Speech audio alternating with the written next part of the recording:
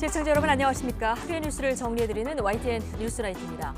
민주당의 탄핵 대상에 이번엔 이원석 검찰총장 이름이 오르내렸습니다. 한동훈 법무부 장관에 대한 민주당 일부 의원들의 거친 말도 연일 이어지고 있는데요. 자칫 역풍일까 민주당 일각에선 우려의 목소리도 나옵니다. 중진 친윤들의 대답 없는 메아리에 국민의힘 혁신위는 조기 해산 카드까지 논의했을까요? 혁신위는 구체적 논의가 없었다 이렇게 선을 그었지만 당사자들의 전향적인 반응이 나오지 않을 경우 인유한 혁신위가 내놓을 특단의 대책에 관심이 모아집니다. 오늘 정치권 관심 뉴스들 잠시 뒤 나이트 포커스에서 전직 의원 두 분의 의견으로 들어보겠습니다. 뉴스나이트 오늘의 헤드라인 보시고 본격 출발합니다.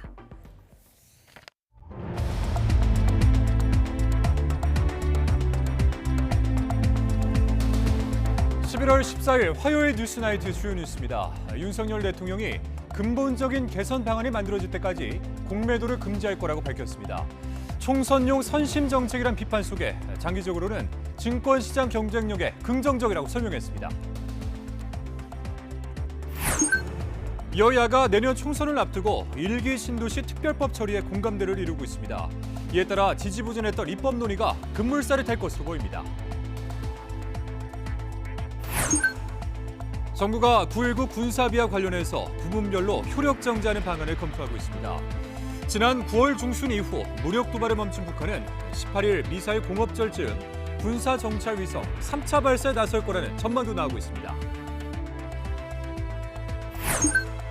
서울교통공사 노조가 오는 22일부터 2차 총파업에 돌입합니다. 노조는 서울시와 공사가 강경기지로 돌변하면서 정년퇴직 인력과 관련해 어떤 대책도 제시하지 않고 있다고 밝혔습니다. 박민 KBS 사장이 KBS의 불공정 편파 보도를 사과한다며 대국민 기자회견을 열었습니다. 취임 직후 불거진 진행자 교체 논란과 관련해 국민의힘은 정상화 다짐이라고 말했고 민주당은 군사 쿠데타를 방불케 한다고 맹비난했습니다. 경찰이 서희초등학교 교사 사망 사건을 극단적 선택으로 결론 내렸습니다. 학부모 갑질 같은 범죄 혐의가 발견되지 않았다는 건데 유족 측은 학교 업무로 압박받은 정황이 있다며 반발했습니다. 윤석열 대통령이 근본적 개선 방안을 만들 때까지 공매도를 금지하겠다고 밝혔습니다. 또 현장의 목소리를 거듭 강조하면서 1기 신도시 특별법 등 민생 법안 처리에 속도를 내달라고 당부했습니다. 조은지 기자입니다. 공매도를 6개월간 전면 금지한 조치에 대해 윤석열 대통령은 1,400만 개인 투자자를 보호하기 위해서라고 이유를 직접 설명했습니다. 그러면서 근본적인 개선 방안이 만들어질 때까지 공매도를 금지할 거라고 말했습니다. 주식시장의 공정한 가격 형성을 어렵게 해서 개인 투자자들에게 큰 손실을 입힐 뿐 아니라 증권시장 신뢰 저하와 투자자 이탈을 초래할 수 있습니다. 윤 대통령은 이번 조치로 MSCI 선진지수 편입이 어렵다는 우려도 있지만 변동성이 크고 개인 투자자가 많은 우리 증권시장의 특수성을 감안하면 장기적으로 경쟁력에도 긍정적이라고 밝혔습니다. 총선용 선심 정책이라는 비판을 일축한 셈입니다. 윤 대통령은 지난 2주 동안 각종 간담회와 현장 방문을 통해 절절한 목소리를 들었다면서 숫자와 통계 대신 현장에 가까이 있겠다고 말했습니다. 가정용 전기요금 동결과 어린이집 난방비 감면, GTX-A 조기 개통 같은 최근 추진한 정책도 조목조목 알렸습니다. 윤 대통령은 국회도 민생 법안 처리에 속도를 내달라면서 1기 신도시 특별법을 콕 찍어 언급했습니다. 성남 분당과 고양 일산 등이 조성된 지 오래돼 안전과 층간소음, 주차 시비까지 문제가 계속되는데 특별법을 통해 서둘러 환경 개선에 나서달라는 겁니다. 30년 전에 머물러 있는 노후 도시를 미래 도시로 전환하기 위해서는 기존의 법 체계만으로는 한계가 있습니다. 윤 대통령은 또 경제 활성화와 상생을 골자로 한 지역 상권법과 고용세습, 채용 갑질을 막기 위한 공정채용법도 시급한 민생 법안으로 꼽으면서 연내 처리를 촉구했습니다. 윤 대통령은 부탁, 당부라는 표현을 쓰면서 거대 야당의 적극적인 협조를 촉구했는데 정부의 민생 대책만으로는 한계가 있다는 점을 애둘러 강조한 것으로 풀이됩니다. YTN 조은지입니다. 윤석열 대통령이 1기 신도시 특별법의 연내 처리를 당부한 가운데 야당 역시 큰 틀에서는 공감대를 이루고 있습니다. 국민의힘도 적극 호응하는 상황이라서 분당과 일산 등 1기 신도시 재정비를 위한 특별법 통과가 가시권에 들어온 것으로 보입니다. 임성재 기자입니다. 윤석열 대통령의 연내 처리 요청 하루 전 더불어민주당은 주거환경 개선 특위를 열어 관련 논의에 본격 시동을 걸었습니다. 원내 지도부도 함께한 자리에서 1기 신도시 특별법으로 불리는 노후계획도시 특별법을 올해 안에 통과시키겠다고 공언했습니다. 분당과 일산 등 1990년대 초반 건설된 1기 신도시의 주거 여건 개선이 시급하다는 취지입니다. 국민의 생활 안정과 편의성을 높이고 주거환경 개선을 위해 1기 신도시와 노후계획도시의 재정비가 필요한 시점입니다. 현재 가장 중요한 것은 국토위 소위에서 심사 중인 노후계획도시 정비 특별법안을 조속히 통과시키는 것입니다. 지난 3월 발의된 1기 신도시 특별법은 20년이 넘는 100만 제곱미터 이상 택지에 재건축 안전진단 규제를 면제하거나 완화하는 내용을 담고 있습니다.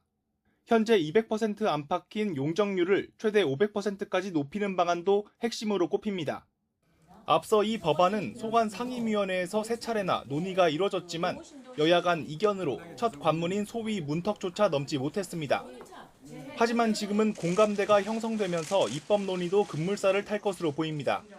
국민의힘은 대통령실과 보조를 맞춰 연내 법안 처리를 사실상 당론으로 추진하기로 했습니다. 최근 우리 당이 노후계획도시 정비 및 지원특별법을 조속히 통과시키자고 제안한 데 대해 민주당이 연내 처리로 화답해 주었습니다. 환영의 말씀을 드립니다. 상임위 법안 소위 심사가 일단 이번 달 말 예정된 만큼 논의가 속도를 낼 경우 다음 달 9일 정기국회 종료 전 본회의 통과도 가능한 상황입니다. 다만 법안 처리의 주도권을 둘러싼 여야 간 신경전은 팽팽합니다. 여당은 총선용 입장 선회가 아니냐는 의구심을, 다행히도 최근 야당에서 관련법 통과에 미온적인 태도에서 벗어나서 긍정적인 시그널을 보여주었기에 연내 통과에 가속도가 붙길 간절히 기대하고 있습니다. 야당은 김포 서울 편입 등 여당의 메가시티 추진에 대한 경계심을 늦추지 않는 분위기입니다. 다른 국민들의 동의하에 잘 통과될 수 있을 거라 생각하고 우리 홍익표 원내대표님의 주도하에 반드시 더불어민주당이 이 법의 통과에 앞장설 수 있도록 최선의 노력을 다하겠다는 말. 1기 신도시 특별법이 탄력을 받은 가운데 국민의힘은 이르면 이번 주 메가시티 전략을 담은 특별법안을 발의할 예정입니다. 총선을 앞두고 부동산 이슈가 민생 현안의 최대 화두로 떠오르고 있습니다. YTN 임성재입니다.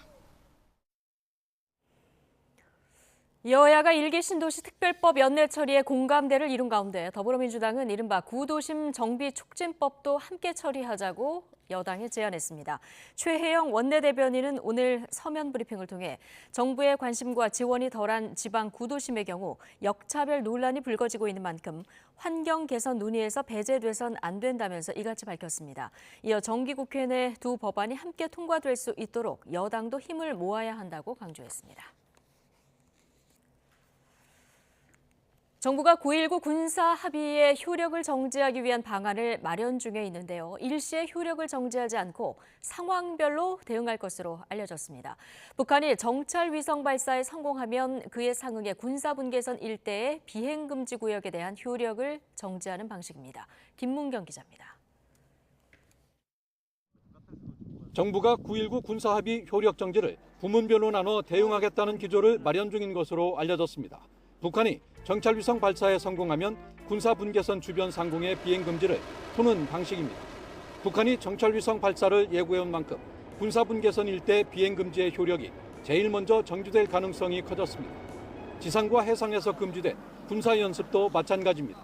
지상은 군사분계선으로부터 5km 내 포병 사격훈련과 연대급 이상 야외 기동 훈련이 전면 금지됐고 동서 접경 해역에서 포사격 등을 금지했는데 북한이 도발할 경우 관련 효력을 정지하는 방안입니다.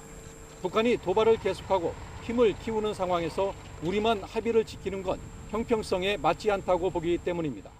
포를 개방했었던 거는 몇 회나 위반을 했습니까? 5년 동안 보니까 그 횟수로는 3,400여 회고요. 그게 문수로 따지면 거의 한 6,900문 정도 돼서 합해하면은 3,500회가 넘는다는 얘기네요. 이제 3,600회 가까이 됩니다. 한편 윤석열 대통령은 북한 정찰위성은 탄도미사일 기술을 활용한 것으로 사실상 핵 투발 수단의 고도화에 주요한 목적이 있다며 북한이 정찰위성 발사에 성공한다면 이는 북한 ICBM 능력의 한 단계 상승을 의미하는 만큼 강화된 대비 방안을 마련해야 한다고 강조했습니다. 이런 가운데 한국 유엔사 회원국 국방장관과 대표들이 참가하는 회의가 열렸습니다. 정전 70년 만에 처음 열린 이번 회의에서 17개 유엔사 회원국들은 한국의 안보를 위협하는 적대 행위나 무력 공격이 재개될 경우 공동으로 대응하겠다는 성명을 채택했습니다. 이 회의는 규칙에 기반한 국제 질서를 거부하고 힘에 의한 현상 변경을 시도하는 국가 또는 집단에게 강력한 경고가 될 것입니다. 국방부는 이 자리에서 유엔사 참모부에 참여하겠다고 밝혔고 주요 역할을 수행하는 방안을 협의하고 있다면서 앞으로 유엔사 회원국 간 연합훈련을 확대하겠다고 강조했습니다. YTN 김문경입니다.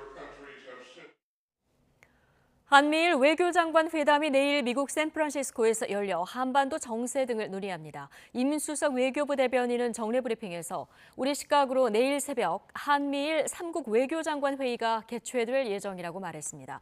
회의에서는 지난 8월 캠프 데이비드에서 열린 한미일 3국 정상회의의 합의사항 이행을 점검하고 대북 공조 방안을 논의할 것으로 보입니다. 여권 핵심 인사들의 총선 전 용퇴를 요구한 인유한 국민의힘 혁신위원장이 이번에는 100% 결단을 확신한다는 메시지로 압박 강도를 높였습니다.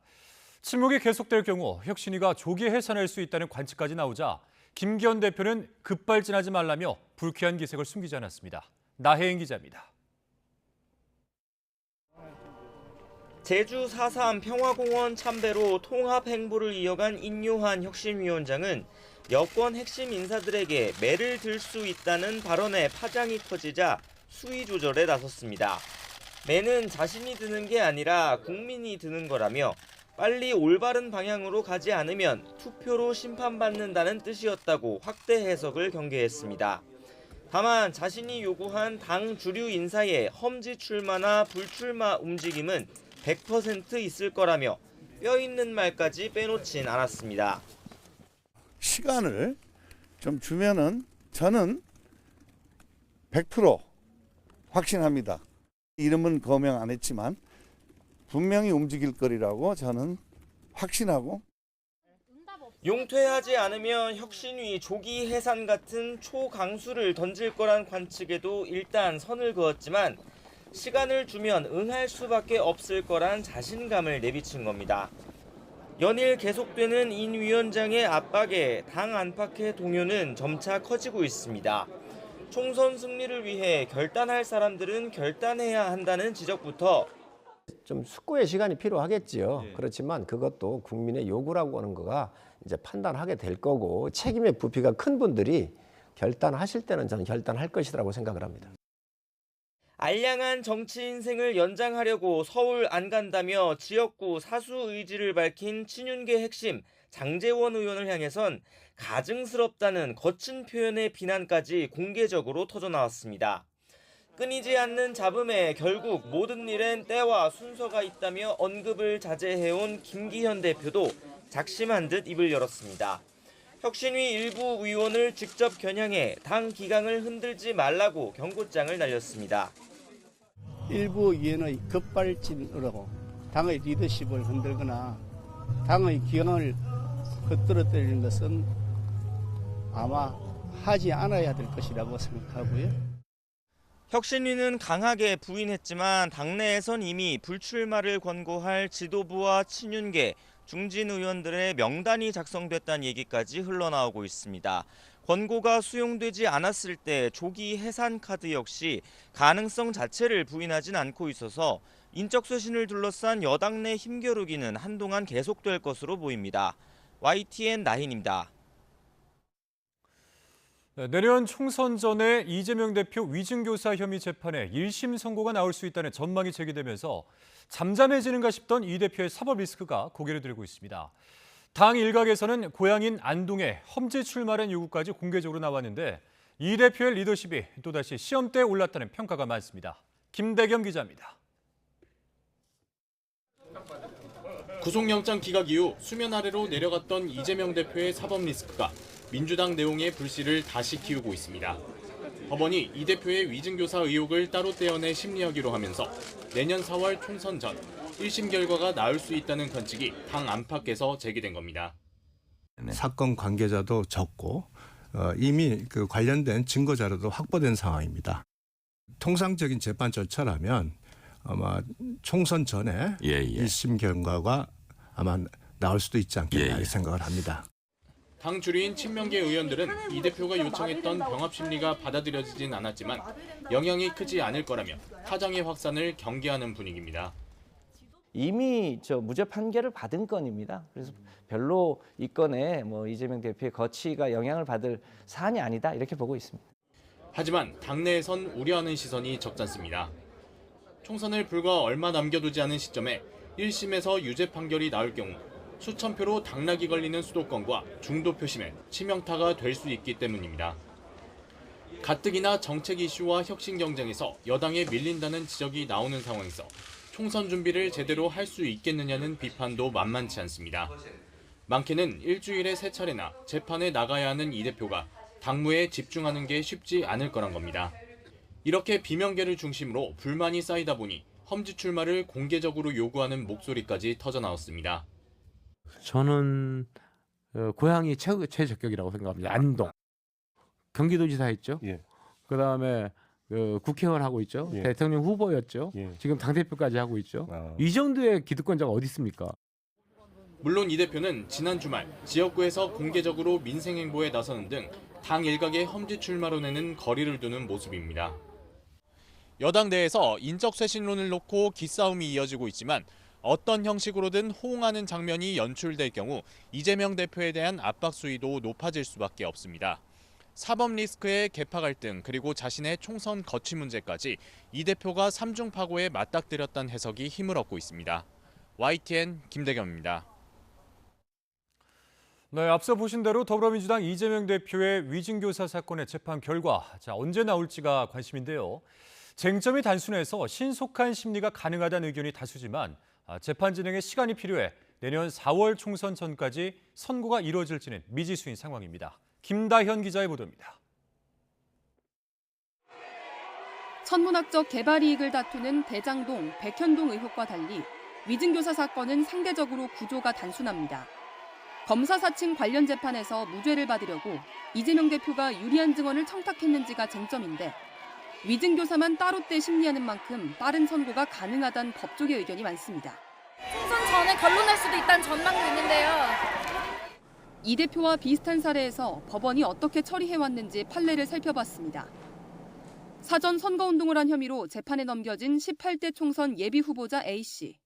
선거사무실 직원에게 위증을 요구한 혐의로 다시 기소돼 불과 한 달 반 만에 징역 8개월 실형이 선고됐습니다. 조직폭력배를 동원해 기자를 협박한 오영호 전 경남 의령군수는 조폭에게 위증을 요구한 혐의로 추가 기소 넉 달 만에 징역 8개월을 선고받았습니다. 이 대표의 경우 고 김병량 전 성남시장 비서 김모 씨가 이미 위증을 자백한 데다 검찰이 두 사람의 통화 녹취록과 녹음 파일을 증거로 확보했습니다. 검찰 관계자는 법정에서 녹취를 틀어버리면 끝나는 사건이라며 이 대표 혐의 입증에 자신감을 숨기지 않았습니다. 이르면 내년 4월 총선 전에 1심 선고가 이루어질 수 있다는 전망이 나오는 이유입니다. 하지만 불과 5달 앞으로 임박한 22대 총선 전에 1심이 마무리되긴 어렵다는 반론도 만만치 않습니다. 법원 관계자는 이 대표 측이 혐의를 부인하는 상황에서 녹취록을 증거로 동의할 리 없다며 예상보다 심리가 길어질 수 있다고 설명했습니다. 또 내년 2월 법관 정기 인사로 재판부가 바뀌게 되면 이 대표 측이 공판 갱신을 요구해 처음부터 증거 조사를 다시 해야 할 수 있는 점도 변수입니다.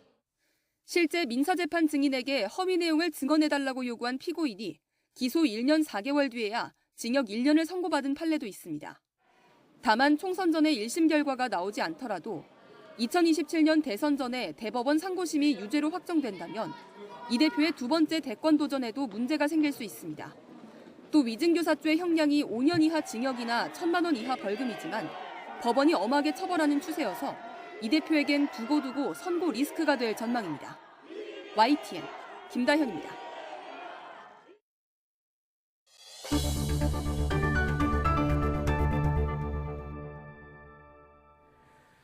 서울교통공사 노동조합이 내일 오전 2차 총파업 계획을 발표하는 기자회견을 엽니다. 노조는 서울시와 공사가 갑자기 강경 대응 기조로 돌변했다면서 오는 22일부터 2차 총파업에 들어갈 예정이라고 밝혔습니다. 이어 다음 달 정년퇴직 관련 인력 대책을 사측에 요구하고 있지만 어떠한 대책도 제시하지 않고 있다고 지적했습니다. 서울교통공사 노조는 민주노총 산하로, 한국노총 산하, 서울교통공사 통합노조는 1차 경고 파업에 이어서 2차 파업에도 불참한다고 밝혔습니다. 경찰이 서희초등학교 교사 사망 사건을 극단적 선택으로 결론 내리고 수사를 마무리했습니다. 학부모 폭언 같은 범죄 혐의점이 발견되지 않았다는 경찰 설명에 유족 측은 정보 공개를 청구했습니다. 윤웅성 기자입니다.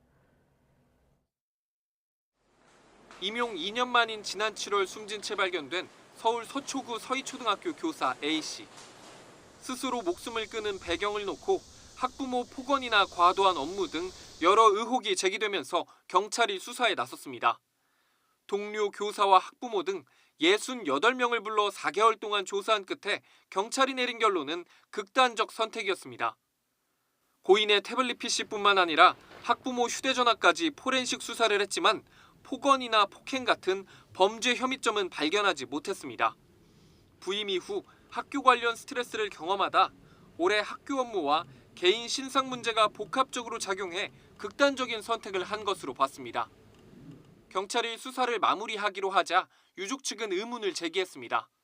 학부모 욕설이 없었더라도 업무상 압박을 받은 정황이 있으므로 이대로 수사를 종결해서는 안 된다는 겁니다. 학부모 갑질로 괴로워했다는 문자와 일기장 내용, 학부모가 내 핸드폰 번호를 어떻게 알았는지 소름 끼친다는 동료 교사와의 단톡 내용 등에도 불구하고 소희처 선생님의 억울함은 영원히 풀리지 않게 되는 것입니다. 유족 측은 경찰의 학부모 통화 목록과 동료 교사 진술 내용 등을 정보 공개 청구했습니다. 수사에 부진한 점은 없는지, 조사 과정에서 질문은 적절했는지 직접 확인해 보겠다는 겁니다. 이와 함께 유족 측은 젊은 나이에 세상을 떠난 서희초 교사의 억울함이 아직 남아있다며 정부가 나서 순직을 인정해 줄 필요가 있다고 주장했습니다. YTN 윤홍성입니다. 한국교원단체 총연합회는 교권 보호를 위해서 아동복지법과 아동학대처벌법, 학교폭력 예방법을 정기국회 회기 내에 처리해달라고 촉구했습니다. 교총은 오늘 국회 앞에서 기자회견을 열어 교권사법 통과와 교권보호 종합방안 등의 시행으로 학교 현장에서 조금씩 변화가 나타나고 있지만 여전히 부당한 아동학대 신고가 이어지고 있다고 지적했습니다. 그러면서 아동복지법과 아동학대처벌법에도 정당한 생활지도에 대한 교권보호 조항을 명시하고 악성 민원 가해자 처벌 강화와 학교폭력 경찰 이관을 위한 법 개정도 필요하다고 말했습니다. 박민 KBS 사장이 취임 하루 만에 과거 KBS 보도를 불공정 편파 보도라고 규정하면서 국민 앞에 고개를 숙였습니다. 하지만 9시 뉴스 앵커 등 주요 진행자를 대거 교체하면서 취임 초기부터 내부 반발이 거세지고 있습니다. 이교준 기자의 보도입니다. 박민 KBS 사장이 취임 하루 만에 기자회견을 열어 불공정 편파 보도로 KBS가 신뢰를 잃었다며 고개를 숙였습니다. 공영방송으로서 핵심 가치인 공정성을 훼손해 국민의 신뢰를 잃어버린 상황에 깊은 유감을 표하며 국민 여러분께 정중히 사과드립니다. 박 사장은 검언 유착 사건 오보와 오세훈 시장 생태탕 의혹 집중 보도 등을 하나하나 열거하며 KBS의 공정성 훼손, 신뢰의 위기를 지적했습니다. 또 올해 800억 원의 적자가 예상된다며 자신과 임원들의 임금 30% 삭감과 구조조정 검토 등 강도 높은 경영 쇄신을 예고했습니다. 하지만 박 사장은 일요일 자정 직전 기습적으로 단행한 9시 뉴스 앵커 등 진행자 전격 교체로 반발이 커지며 리더십이 첫 시험대에 올랐습니다.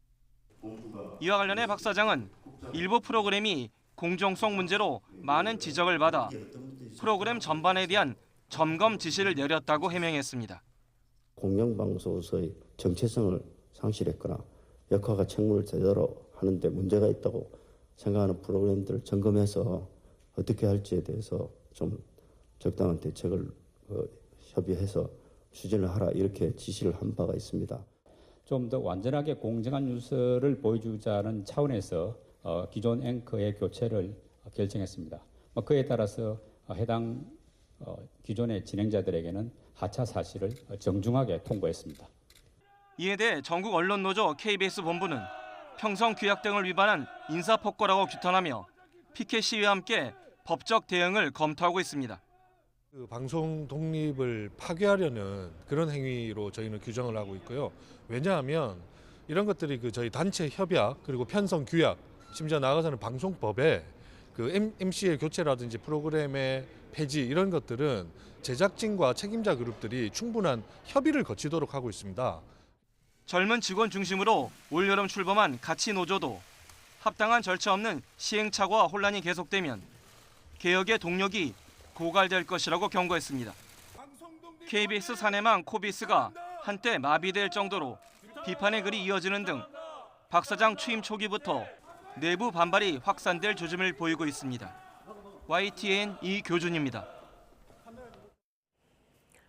김명수 합동참모본부 의장 후보자의 자녀가 중학교 재학 당시 집단 폭행에 가담했다는 주장이 제기됐습니다. 국회 국방위원회 소속 민주당 기동민 의원이 부산교육청 등에서 받은 학교폭력대책심의위원회 자료를 보면 김 후보자 딸은 중학교 2학년이던 2012년 동급생 1명을 집단으로 폭행해 학교폭력 처분을 받았습니다. 김명수 후보자는 자식의 일을 세심하게 살피지 못한 점에 대해서 송구하고 마음의 상처를 입은 분께 죄송하다며 자녀는 동급생 간 다툼에 연루됐고 진정성 있는 사과를 통해 당사자가 받아들여 마무리됐다고 해명했습니다. 2024학년도 대학 수학 능력 시험이 이제 이틀 앞으로 다가왔습니다. 내일은 수험생 예비 소집일인데요. 반드시 시험장을 찾아서 수험표를 받고 꼭 챙길 것과 피할 것을 확인해서 준비를 끝내야겠습니다. 김연아 기자입니다. 수능 예비 소집일은 수험표를 받는 날이자 실제 시험장 위치를 확인하는 날이기도 합니다. 수험생들은 수능 당일 이용할 교통수단을 활용해 시험장에 가보고 이동 시간을 미리 확인해 두는 게 좋습니다. 수능일 아침엔 시험장 주변에 차가 몰릴 것을 감안해 시간을 넉넉하게 잡아야 합니다. 예비 소집일에 수험표를 받으면 먼저 수험표에 기록된 선택 영역과 선택 과목이 응시원서 접수 당시 본인이 선택한 내용과 같은지부터 확인합니다. 수험표는 사진이 나온 신분증과 함께 잘 챙겨놓고 코로나19와 독감 등 감염병이 유행인 만큼 마스크도 준비해두는 게 좋겠습니다. 또 만일의 상황에 대비해 아날로그 시계와 여분의 흑색 연필과 샤프심, 지우개, 수정 테이프를 챙기는 것도 좋습니다. 샤프와 전자기기는 금지되고 휴대전화는 1교시 전 전원을 끄고 감독관에게 제출해야 합니다. 건강관리도 중요합니다. 긴장이 많이 돼 잠도 오지 않는다면 잠시라도 밖에 나가 햇빛을 쐬는 게 큰 도움이 됩니다. 햇볕을 통해서 우리 뇌에서 송과체라는 곳에서 세로토닌이 만들어지거든요. 이 세로토닌이 빛이 없어지는 암흑, 밤이 되면 멜라토닌이라는 잠을 유발하는 물질로 변합니다. 그러면서 잠을 잘 자게 되거든요. 점심 도시락은 늘 먹던 것이 좋고 물은 넉넉히 준비합니다. 시험 당일엔 큰 추위는 없겠지만 중부지방에 비가 와 쌀쌀할 수 있는 만큼 두꺼운 옷보다는 얇은 옷을 여러 벌 입고 가는 게 대응하기 편합니다. YTN 김현아입니다. 사흘 동안 도주국을 벌였던 김길수가 병원을 탈출한 직후에 주변 CCTV 화면을 YTN 취재진이 단독으로 확보했습니다. 첫 도주 수단이 됐던 택시를 타기 전까지 비교적 여유로운 모습이 화면에 잡혔고 교정 당국의 추적 모습은 보이질 않았습니다. 경찰은 김길수를 검찰에 송치하면서 도주를 도왔던 지인도 함께 넘겼습니다. 김영수 기자의 보도입니다. 동이 트기 전인 이른 아침, 한 남성이 급하게 도로를 가로지릅니다. 중앙분리대가 있는 왕복 8차로에도 거침이 없습니다. 신호도 횡단보도도 무시한 채 대로를 횡단한 남성. 이제 조금 여유가 생겼는지 조깅하듯 속도를 늦춘 뒤 설렁설렁 걷기도 합니다. 유유히 승강장까지 와서 대기 중이던 택시에 오릅니다. 이후 63시간 동안 탈주극을 벌인 김길수가 병원에서 빠져나온 직후 모습입니다. 병원에서 직선으로 500m 정도 거리, 상대적으로 여유 있는 김길수의 모습 뒤로 쫓는 사람은 화면에 보이질 않습니다. 그렇게 도주국은 사흘 동안 수도권 주민들을 불안에 떨게 한 뒤에야 마무리됐습니다. 검찰은 지난 10일 김길수 소유의 다세대 주택 잔금 1억 5천만 원을 받기로 한 날인 점을 고려할 때 사전에 도주를 계획한 걸로 의심하고 있습니다. 탈주 언제부터 계획하신 건가요? 계획 안 했어요. 조력자 있나요? 없어요. 마지막으로 하고 싶은 말 있으세요? 경찰 조사 결과 김길수는 도주 중에도 수차례 옷을 갈아입었고 PC방에서 기사를 찾아보며 경찰 추적에 대비했습니다. 또 미용실에 들러 머리를 자르기도 했습니다. 지인의 도움이 있었는데 경찰은 이 여성에게 범인 도피죄를 적용해 김길수와 함께 검찰에 넘겼습니다. 수십만 원을 건넨 친동생은 친족 특례에 따라 입건되지 않았습니다. 사건을 송치받은 검찰은 김 씨의 특수 강도 혐의와 도주 혐의를 병합해 기소할 걸로 보입니다.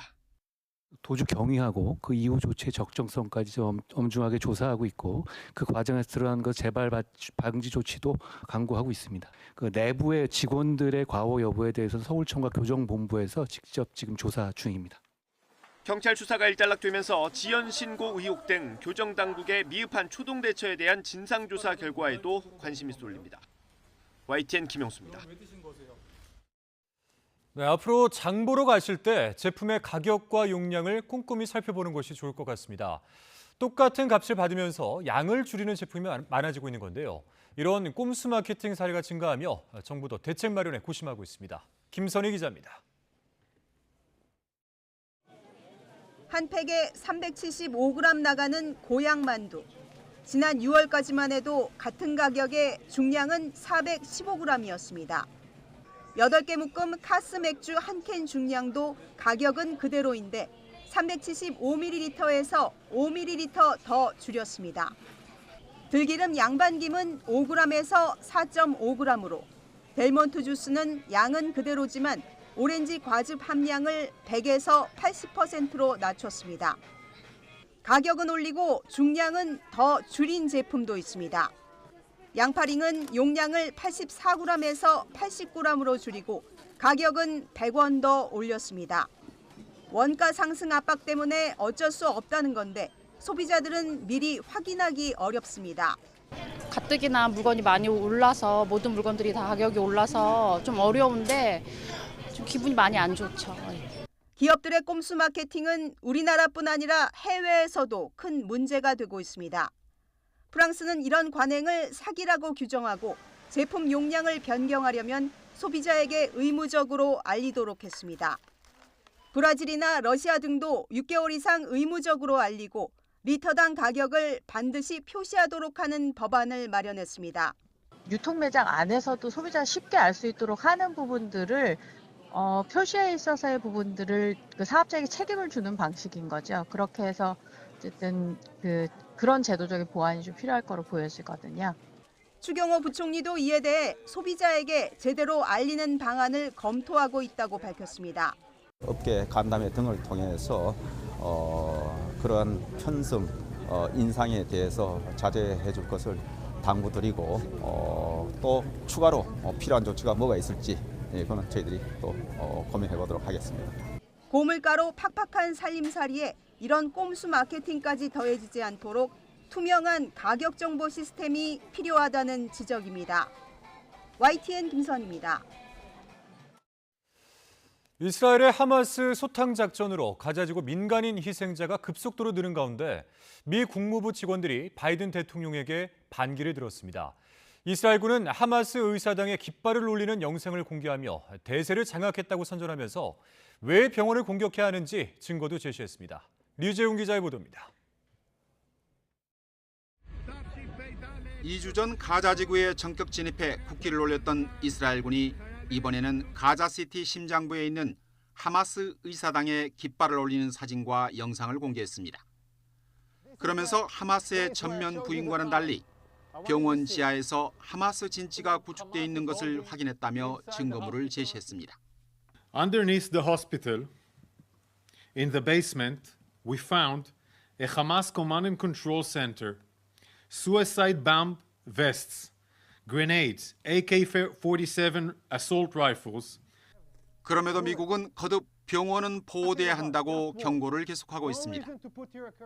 미국이 나서 전쟁을 끝내라는 국제사회의 압박도 커지고 있습니다. Indonesia appeal to the US to do more to stop the atrocities in Gaza. 이런 가운데 미 국무부 직원 100여 명은 바이든 대통령이 이번 전쟁의 공범이라고 주장한 직원이 돌린 연판장에 서명했다는 보도가 나왔습니다. 이후 블링컨 국무장관도 이 같은 사실을 인정했습니다. 이스라엘 정부 안에서는 늘어나는 민간인 희생에 국제사회가 등을 돌리기 시작해 하마스를 공격할 수 있는 시간은 2, 3주뿐이라는 언급이 이어지고 있습니다. 이란 역시 더 이상 확전을 피하고 민간인 희생을 줄이겠다는 의지를 거듭 확인하고 있습니다. جمهوری اسلامی ایران طبعاً به دنبال تنش در منطقه نیست. از ابتداء 이런 가운데 이스라엘과 하마스는 카타르 중재로 5일간의 휴전과 가자 지구에 인도적 지원을 하는 대가로 양측이 서로 붙잡고 있는 인질이나 포로들을 교환하는 방안을 협의하고 있다는 보도가 나오고 있습니다. YTN 유재웅입니다. 네, 앞서 전해드린 것처럼 이스라엘군은 하마스가 병원을 테러 기지로 활용하고 있다며 이 근거 제시에 노력을 하고 있는데요. 이번에는 가자지구 란티스 병원 지하로 연결된 터널을 공개하고 란티스 병원에서 인질을 억류한 증거를 찾아냈다고 주장했습니다. 기정훈 기자입니다. 이스라엘군이 공개한 터널 입구는 가자 북부 란티시 병원 옆입니다. 위성 사진으로 보면 터널 입구는 학교와 병원, 그리고 하마스 고위 관부의 집과도 붙어 있습니다. 병원 건물 가운데 이스라엘군이 하마스 시설로 꼽은 건물 옥상에는 군용시설로 보이는 구조물 6개도 보입니다. Tunnel is let down more than 20 meters down. The rowboat found a door that is bulletproof. It's explosive proof. 이스라엘군은 터널과 연결된 병원 지하에 하마스 것으로 추정되는 소총과 수류탄, 자살폭탄 조끼 등이 있었다고 밝혔습니다. 총 맞은 흔적이 있는 오토바이들도 나왔는데 지난달 인질을 잡아간 테러리스트가 사용한 것이라고 설명했습니다.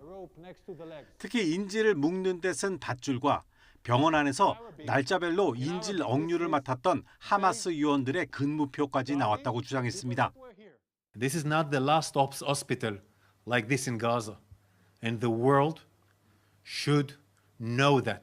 Who gives money to these hospitals, who shares this hospital and embraces this hospital, is helping Hamas effort. 이런 가운데 이스라엘군은 인질로 끌려간 여군 1명이 숨졌다고 공식 확인했습니다.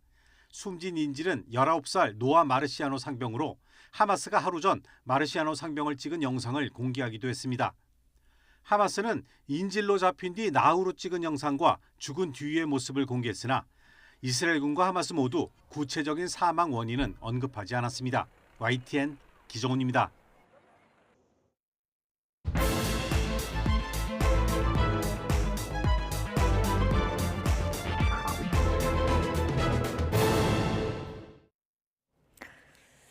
네, 정치권 관심 뉴스들 짚어보는 나이트 포커스. 오늘은 민현주, 신경민 전직 의원 두 분과 함께하겠습니다. 어서 오십시오. 네, 안녕하세요. 네, 안녕하십니까. 자, 불출마 혹은 험지 출마 권고에 대한 국민의힘 당 주류 의원들의 지금 침묵이 길어지고 있습니다. 이러면서 이제 여당 혁신위가 조기 해산을 검토한다 이런 한 언론의 보도가 나왔거든요. 네. 혁신위에서는 이게 뭐 내부 의견일 뿐이다 이렇게 선을 긋고는 있습니다만 어떻게 보십니까?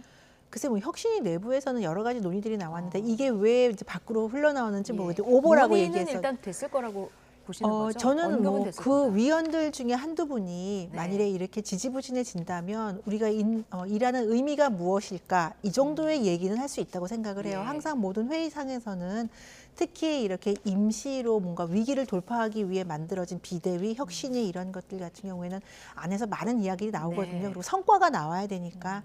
그래서 아마 위원들 중에 한두 분 정도는 뭐 가볍게 언급했을 수는 있지만 이게 혁신위의 방향 자체에 중요한 건 아니고 또 예. 이뇨한 위원장이나 김경진 전 의원이 그런 적 없다라고 이제 공식적으로 부인을 했으니까요. 저는 뭐 안에 내부에서 이 지지부진한 상황에 대한 그런 토론 중에서 나온 얘기가 아닐까라고 생각을 하고 지금 혁신위가 만일에 좌초가 된다면 사실은 국민의힘은 더 큰 위기를 겪을 수밖에 없다라고 보여집니다. 출범 안 하는 것보다 못한 상황이 그렇죠. 되는 거죠. 그래서 비대위든 혁신이든 항상 이걸 처음에 출범시킬 때 고민을 더 많이 하는 이유는 성과를 내야지 성과를 내지 못했을 때 후폭풍이 있기 때문에 민주당 같은 경우에도 사실 혁신위가 굉장히 많은 구설수와 희화가 되는 일들이 있지 않았습니까? 그래서 민주당 내부에서도 혁신위를 아예 안 했던만 못하다 이런 얘기가 나왔으니까요. 그래서 근데 이뇨한 위원장의 워낙 의지가 강하고 그리고 국민들께 호응을 받는 부분들도 있기 때문에 저는 혁신위는 원래 계획대로 12월까지 쭉 갈 거라고 생각을 하고요. 다만 이제 혁신위가 집중해야 되는 거는 성과를 내야 한다, 결과물을 내야 한다라는 점에서 혁신위원들이 많이 긴장하고 있는 게 아닌가 싶어요. 예. 그런 분위기 속에서 이제 한두 분이 언급한 것 같다 이렇게 보셨는데 이런 상황에 혁신위가 불출마 대상 실명이 담긴 명단을 작성했다 이런 이야기까지 도는 상황입니다. 이뇨한 혁신위원장 입장 듣고 오시겠습니다. 중진이랑 지도부 불출마 리스트를 혁신위에서 검토하고 있다 발표. 누가 리스트를 작성했다고? 혁신위에서요. 그런 보도가 있는데 혹시 그러면 검토하고 계신 거 있나요? 혹시 기자 선생님이 내가 모르는 걸 알고 있는 것 같은데 나 전혀 뭔 그런 말은 처음 듣습니다. 위원장님과 혁신위가 조기에 해체가 그 내용을 다시 한번 강하게 말씀드리는데 그런 일은 없고 앞으로도 없을 겁니다. 우리가 선거 대책을 맡고 있는 선거 위원도 아니고 그건 우리한테는 부적절한 행위고 저 개인에 대해서 혹시 궁금하면은 저는 지역구에 많은 유혹을 받았는데 안 나갑니다. 네, 개인적으로 지역구 서대문 갑이 거론됐었는데 안 나간다 이 점까지 좀 명확히 했습니다. 자, 혁신위 조기 해산론 그런 일은 없을 것이다 얘기를 했고요. 불출마, 험지 출마 권고 대상자 명단이 작성됐다 이 보도에 대해서는 이거 금시초문이다 이런 입장이거든요. 되게 저렇게 부인하면 있는 거예요. 그럼 있는 겁니까? 네, 정치권에서는 있는 거고 정치권에 돌아다니는 블랙리스트건 화이트리스트건은요. 100% 맞지는 않지만 한 적어도 70-80%의 정확성이 있습니다. 그리고 어떤 정확한 블랙리스트는 일부러 틀리다는 얘기를 할 근거를 마련하기 위해서 조금 물타기를 해서 일부러 틀리게 하는 경우도 있고 그래요. 근데 이건 아마 정치권에 굉장히 정통하고 혁신이 내부에 밝은 사람이 그 사이에 말했던 여러 가지 얘기와 혁신이 내부에서 나왔던 얘기를 종합해서 만든 블랙리스트일 겁니다. 그래서 공식 거의 문건은 아니더라도 공식 뭔가 네, 그렇죠. 논의하면서 메모 형식 정도는 네, 그리고 이게 이렇게 보면은 이렇게 뭐 숫자가 나와 있는데 보면은 뭐 고개가 끄덕여지는 대목이 있어요. 그래서 아마 인뇨한 위원장은 못 봤을 수 있지만 분명히 이 블랙리스트는 의미가 있는 거고요. 지금 혁신위가 1호안부터 3호안까지 내놨는데 지금 문제가 되는 부분은 혁신위 2호안의 권고사항이잖아요.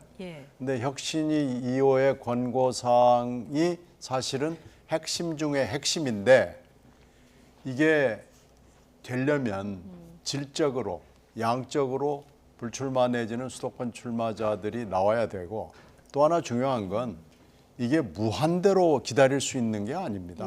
벌써 지금 열흘 정도 이상 기다렸어요.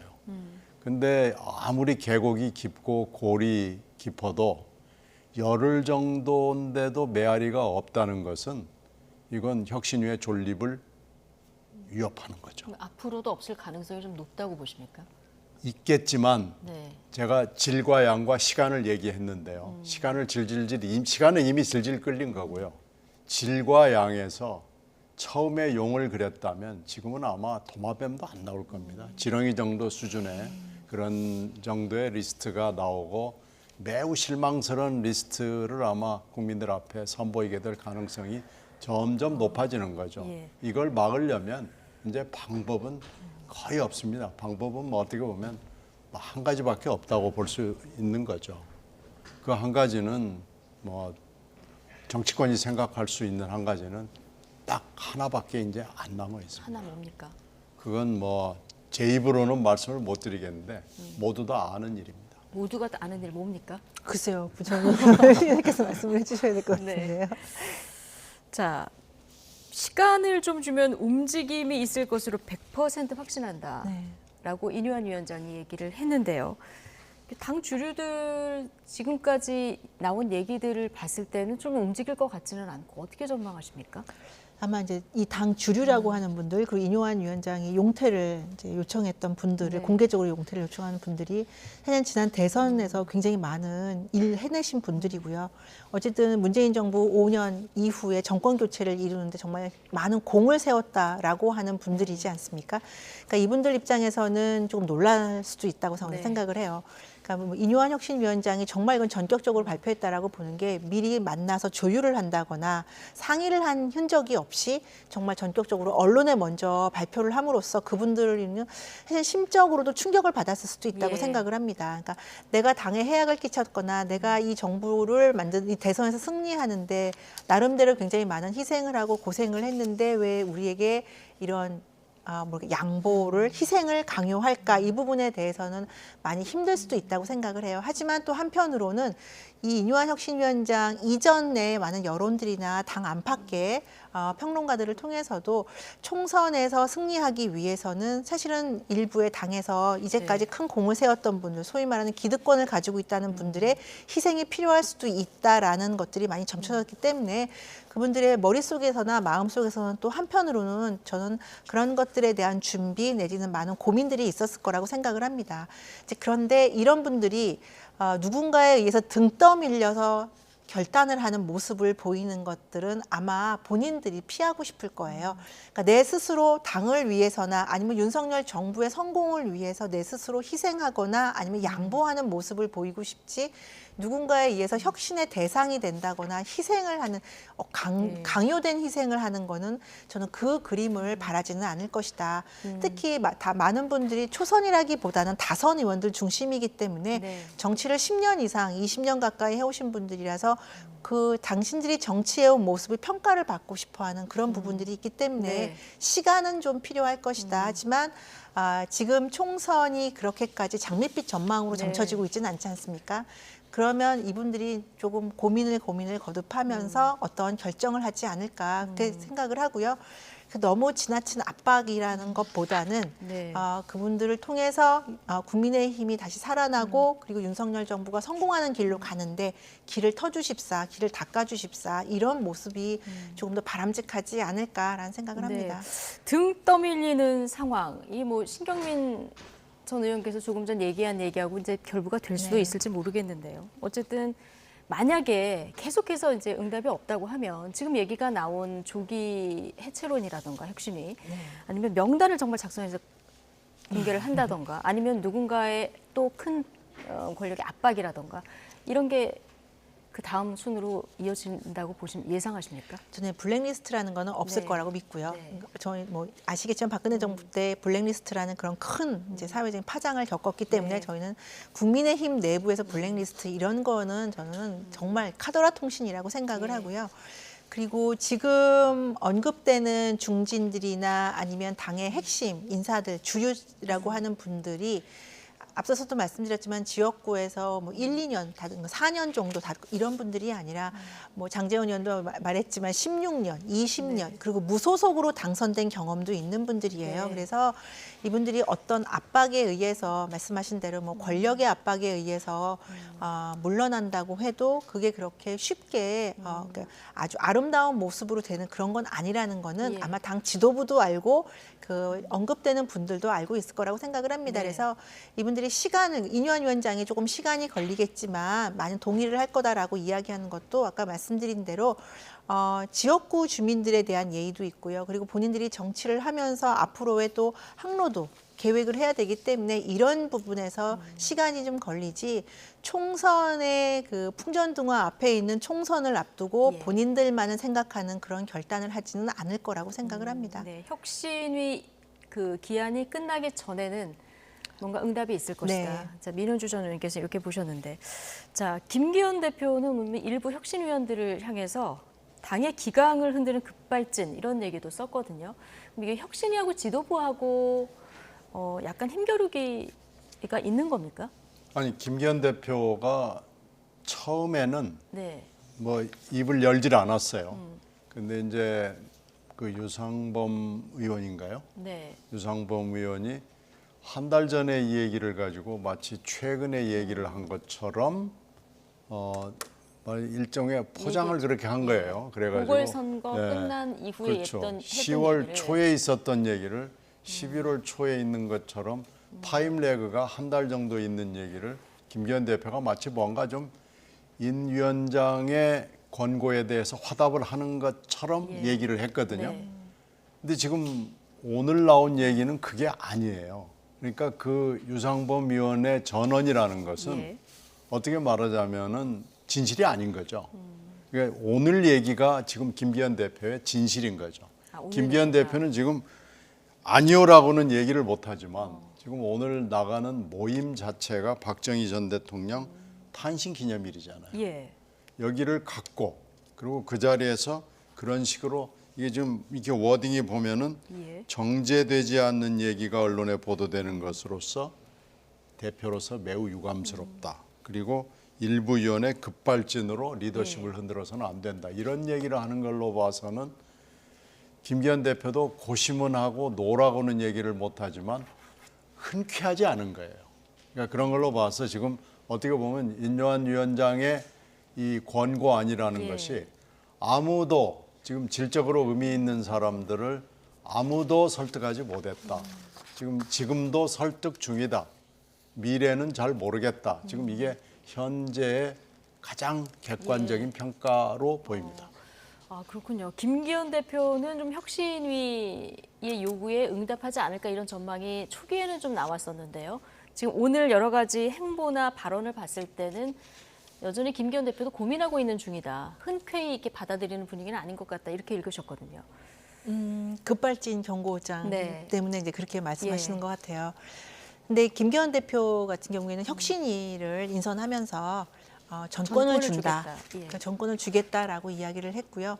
저는 이제 김기현 대표도 그 1호안이 용태가 나올 거라고 생각을 못한 것 같아요. 그래서 저는 그 측면에서 김기현 대표가 정말 전권을 주었고 인요한 위원장이 그걸 받아들여서 그대로 받아들여서 지금 이제 진행을 하고 있다고 보여지는데요.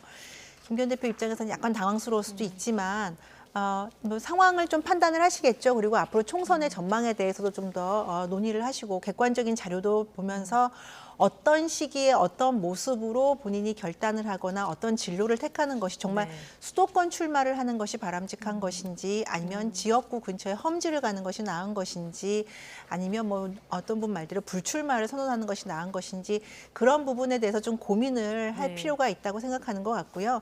다만 너무 당대표를 푸시하는 모습을 보였을 경우에 당대표의 아무래도 지금 있는 그 지도부의 위상이라든지 그다음에 다른 많은 일들을 결정하는 데 있어서 권한이라는 측면, 그래서 위상이라는 측면이 너무 흔들리는 것들은 그런 측면에서 경고를 하는 것 같고요. 아마 지금도 진로는 많이 고민을 하고 계실 거라고 생각합니다. 김기현 대표 외에 특히 이분의 최근 행보 굉장히 관심이 모아지고 있는데요. 지지자 모임에서 혁신위의 험지 출마에 사실상 선을 그었던 장제원 의원, 이번엔 SNS에 교회에서 신앙 간증을 하는 영상을 올렸습니다. 짧게 보고 오시겠습니다. 우리가 뭐가 두렵겠습니까? 뭐가 어렵겠습니까? 저는 그래서 눈치 안 보고 삽니다. 할 말 하고 삽니다. 아무리 권력자가 뭐라 해도 저는 제 할 말 하고 삽니다. 그래서 좀 많이 역풍도 맞지만 많은 어려움도 겪고 풍파도 있었고 또 한 번은 4년을 쉬었고 또 한 번은 무소속으로 출마를 해서 지역 주민들의 사랑으로 당선되는 기적도 맛보았습니다. 또 요즘도 장제원이 험지 출마하라 해서 항상 제가 16년 동안 걸어왔던 길이 쉬운 길이 아니었고 어려운 길이었지만 신앙 간증을 하는 자리이기 때문에 이제 차분한 말투로 언급을 했습니다만 아무리 권력자가 뭐라 해도 할 말을 하고 산다. 이거 뭐 용태론을 또 한 번 거부했다. 자, 이런 해석들도 많은데요. 그렇죠. 버스 90대도 그렇지만 이 신앙 간증도 확실하게 자기 얘기를 하는 거죠. 근데 지금 사퇴론, 그러니까 권고로 나온 인요한 혁신안에 그게 실체를 가지려면 적어도 몇 사람은 반드시 들어가야 된다 하는데 장제원 의원 이름이 빠지지 않습니다. 만약에 뭐 숫자가 많아져도 장제원 의원 이름이 빠지면은 이거 안고가 빠졌네 이렇게 평가를 받을 거예요. 그건 언론의 평가는 그렇게 갈 수밖에 없습니다. 이제 지금 그런 분이 이런 얘기를 하고 또 버스 90대를 가지고 산악회를 또 놀러 가서 거기서도 또 큰 소리 빵 치고 하는 걸로 봐서는 어떤 분은 부산시장으로 조금 있다가 한 3년 후에 출마하기 위한 포석일 수도 있다라고 해석하는 분들도 있어요.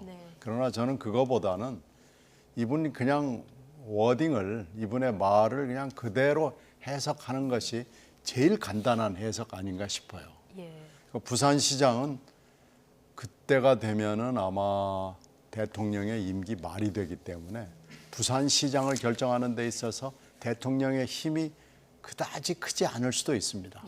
그러니까 대통령이 그 당시에 부산시장 후보를 결정하는데 당내에 큰 영향이 누가 있을지 대통령이 될지 아닐지 이걸 지금 모르는 상황에서 지금 대통령이 부산시장으로 가고 이번은 좀 참아줘라고 얘기를 한들 알겠습니다. 그렇게 하겠습니다. 할 것 같지가 않아요. 그래서 그런 점으로 봤을 때는 요즘 그냥 하는 얘기가 그냥 장제원 의원의 속낸 것 같고 이게 앞으로 어떻게 결말이 될지 굉장히 주목되는 부분입니다. 만약에 여당에서 공천을 못 받는다 이런 상황이 발생하면 무소속으로 출마할까요? 그러면 최근의 발언들을 봤을 때 어떻게 전망하십니까? 글쎄요, 이제 그건 좀 두고 봐야 되겠는데 저는 그런 결단을 하기는 쉽지는 않을 것 같아요.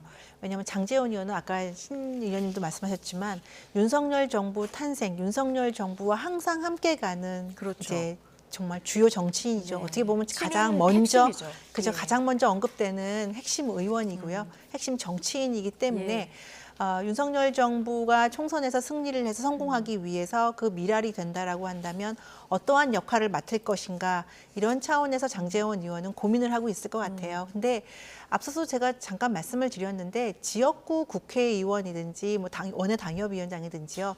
어떤 마지막 순간까지 자기 지역을 위해서 정말 헌신을 다하는 건 정치인의 그 도리라고 생각을 하고 그게 바로 덕목이라고 생각하는 경향이 있습니다. 그래서 장제원 의원이 지금 지역구 주민들을 대상으로 이제 이렇게 모임을 갖고 하는 것들을 마치 인요한 혁신위에 대해서 어떤 거부를 한다거나 불만을 표시한다라기보다는 사실 요즘에 산행 시즌 마지막이거든요. 근데 단풍도 있고 그래서 아마 그런 차원의 행사에 좀 규모가 컸고 지금 혁신위 차원의 이제 용퇴라든지 희생 이런 언급에 장제원 의원이 주로 언급되다 보니까 이것이 더 주목받는 것 같아요. 그래서 장제원 의원은 아직도 많은 고민 중이지 않을까라고 저는 생각을 합니다. 두 분이 말씀하신 것처럼 장제원 의원 하면 정말 윤석열 정부 초기부터 핵심, 굉장히 중요한 직책을 맡았던 의원이다 보니까 오늘 하태경 의원은 또 어떤 해석을 내느냐면 이게 인 위원장의 희생 요구가 대통령의 주문일 거다 이런 또 해석을 내놨거든요. 어떻게 보십니까? 근데 뭐 일리가 있는 해석으로 보이네요. 호가 호위라는 말이 있잖아요. 근데 저는 뭐 인가 호위 같아요.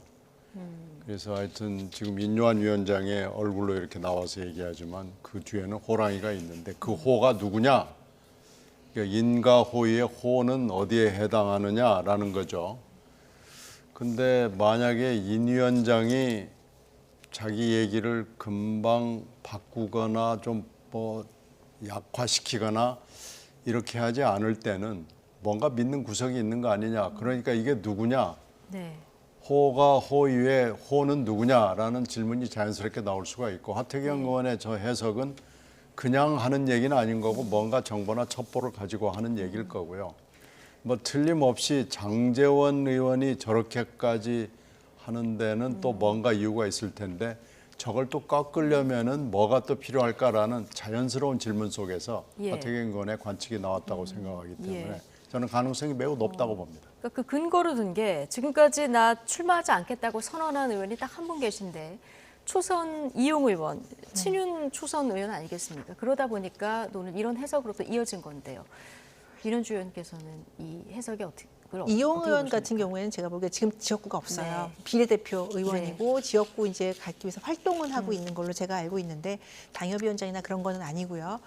이용 의원은 본인이 그럼에도 불구하고 원한다면 제가 불출마를 하겠다. 필요하다면 내가 불출마를 하겠다라고 선언한 거는 총선 승리라는 측면에서 본 것 같아요. 그러니까 어떤 대통령의 메시지나 아니면 누구를 갖다 불출마시키기 위해서 발언했다기보다는 총선에서 대통령에 가까운 분들이 양보하는 모습을 보이는 것이 국민들에게 감동을 줄 것이다라는 그런 것들이 내가 불출마를 함으로써 정말 강조되고 국민들께 호소력을 갖는다면 내가 그 사람이 되겠다라는 그런 차원이지 그게 대통령이 어떤 메시지를 줘서 본인이 그걸 메시지를 전달하고 자기로 인해서 다른 중진 의원들이나 소위 말해서 주류 의원들이 불출마 선언을 하기를 기대했다라고 저는 보여지지는 않습니다. 그러니까 이용 의원은 이제 정치에 입문한 초선이고요. 비례대표이기 때문에 그 정도의 본인 스스로 무게감을 갖고 있다고 생각할 것 같지는 않아요. 네.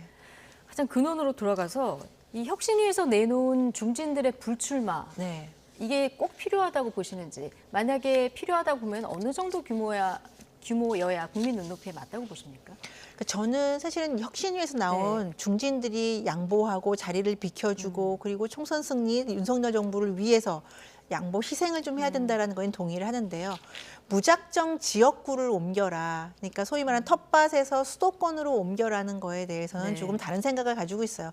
그러니까 그분들이 그 지역구에서 강점을 가지고 있는 것이지 전혀 다른 지역구로 온다고 강점이 있는 건 아니거든요. 물론 일부 수도권 지역에서는 국민의 집권 여당의 거물급 정치인이 힘 있는 정치인이 와서 우리 지역구의 현안을 해결해 줄 수 있다. 그런 기대감은 가질 수 있습니다. 하지만 그 모든 텃밭에 있는 의원들이 그런 역량을 가지고 있는 것은 아니기 때문에 저는 선별적으로 필요하다고 보고요. 그래서 인요한 위원장이 무조건 수도권으로 와라라기보다는 불출마 내지는 양보를 해달라 또는 경쟁력이 있다고 생각하는 분은 수도권으로 와달라 이렇게 얘기한 게 아닌가 싶고요. 그래서 이거는 분명히 선별 작업이 있어야 된다. 무조건 수도권이라고 해서 수도권에서 다 당선된다는 보장은 없습니다. 오히려 수도권 선거에 악재로 작용할 수가 있기 때문에 이건 지도부에서도 분명히 알고 있을 거라고 생각해요. 네. 자, 인요한 위원장이 의사가 약을 강제로 안 먹이지만 생사가 갈릴 때는 약을 먹여야 된다. 어제 이 얘기도 했고요. 다음 주쯤에 특단의 대책 얘기도 했기 때문에 상황이 어떻게 흘러갈지 좀 지켜봐야 될 것 같고요. 요즘 정치권 최대 화두하면 이제 신당 얘기 아닐까 싶은데요. 송영길 전 민주당 대표도 오늘 신당 가능성을 언급했습니다. 자, 이준석 전 대표와의 연대 가능성까지 언급해서 눈길을 끌었는데요. 발언 직접 듣고 오시겠습니다. 비례 전문 송영길 신당을 만들 수도 있다. 개혁적이고 정말 이 검찰 독재와 제대로 싸울 수 있는 그런 정당, 민주당을 견인할 수 있는 정당이 필요하다고 생각합니다. 이준석 대표의 당도 반윤 연대로 끌어들여서 이 정말 무도한 윤석열 이 검찰 독재 정권을 빨리 종식시키는 게 이 국가를 위한 길이다 이렇게 생각합니다. 네. 단계가 너무 갑자기 뛰면 이야기가 좀 어려우니까 하나씩 풀어가면 먼저 조국 전 장관과 연대해서 비례신당이 만들 가능성 얼마나 될까요? 조국 전 장관이 송 전 대표하고 손잡을 생각이 전혀 없을 거래요. 아, 그렇습니까? 네. 예. 그 두 사람은 일단 결이 전혀 다르고요. 그리고 같이 앉아서 뭐 얘기를 해본 적도 없고 지금까지 정치적 공통 분모라고 한다면 검찰 수사를 통해서 좀 고생을 많이 하고 있다 이런 건데 각각 따로 수사 받은 건데 그 뭐 만나서 검찰 수사가 어떡할까 하고 뭐 상의했을 것 같지도 않고요. 조국 전 장관이 송영길 대표가 같이 하자는 얘기나 자꾸 조성추로 엮어지는 데 대해서 굉장히 불편해한다는 얘기는 들었어요. 아, 건너들으셨습니까? 본인은 조송이 이렇게 엮이는 거에 대해서 별로 그렇게 달가워하거나 조국 반가워. 전 장관은 그냥 혼자만의 어떤 총선 출마로 이렇게 평가받는 게 조국은 조국이고 송영길은 송영길인 거죠. 송영길 전 네, 대표 추미애 법무부 장관과 서로, 엮이는 걸 별로 달가워하지 않는 서로 이런 얘기를 들으셨다. 서로 가는 길이 전혀 다른 거고 스타일도 다르고요. 예. 성장 배경도 다르고요. 네. 그 정치적 배경도 전혀 다른 거기 때문에 조와 송을 엮는다는 것은 그냥 뭐 말은 할 수 있지만 그 현실성은 저는 거의 없어 보이는 것으로 보입니다. 송영길, 조국 이 두 분도 결이 다르다 얘기하셨는데 이준석 전 대표의 연대 가능성도 좀 전에 들어보셨지만 얘기하지 않았습니까? 반윤기치로 한 연대를 할 수 있다는 얘기인데 가능하다고 보십니까? 정당을 만들 때 무엇인가 반대하는 가치만을 가지고 된 정당은 성공한 적이 없습니다. 그러니까 성공할 수가 없고요. 그래서 저는 반윤의 기치로 이준석 전 대표와 뭐 같이 당을 만들 수 있다라는 송영길 대표는 너무 급하니까 지금 여기저기 지금 세력화를 하기 위한 몸부림인 것 같고요. 이준석 전 대표가 송영길 전 대표와 같이 신당을 할 이유도 없고 저는 그런 저는 움직임도 전혀 없을 거라고 생각을 해요. 그러니까 송영길 대표가 지금 너무 급하고 어떻게 보면 분노한 상황에서 지금 인터뷰를 하거나 지금 발언들을 하고 있는데 전혀 체계가 잡혀 있지 않고 과연 이분이 정말 신당을 만들 수 있을지 에 대해서도 지금 의구심이 들고요. 가장 중요한 건 지금 준연동형 유지라는 걸 계속 강조를 하는데 최근에 나오는 민주당 내부 이야기를 듣거나 이재명 대표의 이제 분위기를 파악하는 기사들을 보면 준연동형제를 그냥 폐지해서 과거로 다시 돌아가겠다. 지금 그 얘기를 하고 있지 않습니까? 그래서 송영길 대표는 지금 어떻게든 살아남기 위한 몸부림에 지금 기치인데 글쎄요. 이준석 대표든 조국 전 장관이든 손잡기는 매우 어려운 상황이 되지 않을까 싶어요. 네. 자, 송영길 전 대표가 너무 급해서라고 하시는데 왜 그렇게 급한 겁니까? 송영길 대표는요. 지금 요새는 욕설 때문에 자주 지금 언론에 등장하는데 사실은 그게 급한 게 아니고요. 송영길 대표와 연결되는 돈봉투 사건으로 연결되는 사람들의 재판이 현재 진행되고 있고 이 재판이 어떤 건 지금 거의 마무리 단계로 들어서는 게 있는데 이 재판에서 이 관련되는 피고인들이 거의 그 송영길 대표가 어떻게 보면 헤드다, 주도자다라는 얘기를 여러 사람이 했어요. 그렇기 때문에 이게 재판에서 얘기를 하면은 그게 증거 능력이 있는 팩트가 되거든요.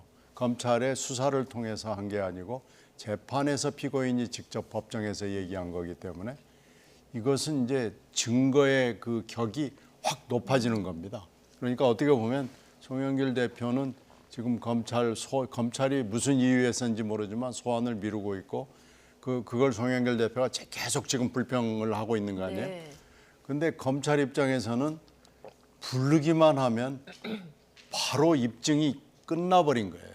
그러니까 기소만 하면 되는 상황이기 때문에 현재 송영길 대표 입장에서는 소환 즉 바로 기소가 되는 거예요. 그렇게 따지면은 지금 정치적 미래를 지금 여러 가지로 뭐 지역도 뭐 몇 군데를 얘기하고 무슨 현재 비례대표제 하에서 뭐 신당 얘기도 하고 뭐 그럽니다만은 정치적 미래를 꿈꿀 만한 위치에 있질 않아요. 처지가 그렇습니다. 그래서 그렇기 때문에 지금 송영길 대표가 여러 사람을 좀 거론하는데 그쪽에서 그러니까 별로 반가워하지 않는 거죠. 조국 전 장관도 이준석 전 대표도. 네, 그러니까 지금 송영길 대표는 검찰 수사를 걱정을 하는 단계에 있고 그것이 검찰 수사가 이루어지기만 하면 상당히 급하게 빠른 속도로 진행이 될 수밖에 없습니다. 그래서 최근에 이런 발언들이 좀 이어지고 있다 이런 해석이신데 송영길 전 대표는 이미 불출마 선언했었는데요. 그럼 이거 이제 번복하는 겁니까? 그렇죠. 이렇게 되면 비례대표 물론 이제 가능성만 언급을 한 것입니다. 물론 창당을 하고 비례대표 번호를 받지 않을 수도 있겠죠. 아니면 본인이 물론 이제 비례대표 정당이라고는 하지만 또 지역구에도 출마를 할 수는 있는 거고요. 하지만 불출마 선언을 했기 때문에 일단 지역구 출마는 안 한다고 보면 비례대표 번호도 받으면 안 되는 거죠. 그러면 본인의 명예 회복을 위해서 비례정당을 만들어서 본인과 가까운 분들, 정치적인 뜻을 같이 하는 분들의 비례 당선을 시키겠다고 하는데 그거는 본인이 입성하지 못하면 사실 의미가 없는 거고요. 그래서 저는 송영길 대표가 계속 말을 번복하고 있고 논리적으로 앞뒤도 안 맞는 이야기들을 하고 있어요. 그래서 송영길 대표의 지금의 저런 발언들은 결국에는 나중에 이제 총선이 좀 더 다가오면 상당 부분 정리가 될 것 같고요. 민주당 내에서 얼마나 송영길 전 대표에 대한 지지하는 목소리가 나올까. 저는 오히려 이재명 대표가 설득 작업에 들어가지 않을까. 네. 이재명 대표가 오히려 설득 작업을. 왜냐하면 이재명 대표와 가까웠던 사이라고 알고 있고 이재명 대표의 대선 당시에 당 대표를 하면서 뭐 피격을 당하면서 그렇죠. 지역구도 물려줬고요. 그래서 이재명 대표가 결국에는 설득 작업에 들어가지 않을까. 저는 그렇게 전망이 됩니다. 이재명 대표가 설득 작업에 들어갈 것 같다. 자, 이재명 대표 행보도 주목이 되는데요. 지금 이재명 대표의 험지 출마 얘기도 당 내에서 조금 나왔고. 근데 이재명 대표 어제 위중교사가 이제 분리해서 재판이 이루어진다 하면서 재판 리스크도 조금 더 높아진 상황이고 당내 계파 갈등도 있고 이렇게 좀 삼중 파고에 부딪혔다 이런 그 해석들도 나오던데요. 어떻게 돌파를 해야 될까요? 이재명 대표는 항상 아무리 못해도 이중 삼중 파고가 있었어요. 뭐 이번에 새로운 일은 아닙니까? 새로운 일이 아니죠. 이재명 대표는 항상 이런 파고를 잘 타고 넘어가는 아주 탁월한 재주를 가지고 있는 분인데 이번에 또 뭐 그런 비슷한 일들이 벌어지는데 지금 말씀하신 험지 출마는 아마 그냥 무시하면서 대응을 안 하면서 넘어갈 것 같고요. 뭐 절대로 지금 얘기하는 무슨 안동이나 분당이나 종로나 이런 데 갈 것 같지가 않아요. 이렇게 좋은 계양을이라는 텃밭이 있는데 거기를 떠나서 험한 동네로 갈 것 같지가 않습니다. 아마 험한 동네로 갔다면은 지난번에 재보궐선거를 할 때 그때 김은혜 경기도지사 후보라는 새로운 갑자기 급작스러운 요소가 생겨나면서 분당으로 갔어야 되거든요. 근데 그때도 그런 얘기가 나오니까 아예 그냥 무시하고 바로 개항으로 직진했거든요. 그러니까 그런 전력으로나 지금 국회의원 배지라는 것이 얼마나 중요한 상황인지를 너무나 여러 번 겪었기 때문에 2차 체포동의안까지 이렇게 헤쳐나왔 거 아니겠어요? 그래서 앞으로 혹시 있을지도 모를 3차 체포동의안이 있다면 국회의원 배지라는 것이 뭐 굉장히 중요하다는 것을 이번에 아마 절감하고 또 절감했을 겁니다. 그래서 국회의원 배지를 계속 달기 위해서는 지역구를 사수할 것이다. 그렇죠. 계양을이라는 그런 안온한 지역을 벗어날 것 같지가 않습니다. 그러나 또 이재명 대표가 승부수를 던질 수도 있고요. 좀 이후 상황을 좀 지켜봐야 될 것 같고. 물론 불출마라는 승부수는 만약에 선거 승리를 위해서 필요하다고 그러면은 그건 한번 항상 언제든지 쓸 수 있는 카드이기 때문에요. 그건 언제든지 살아있는 카드입니다.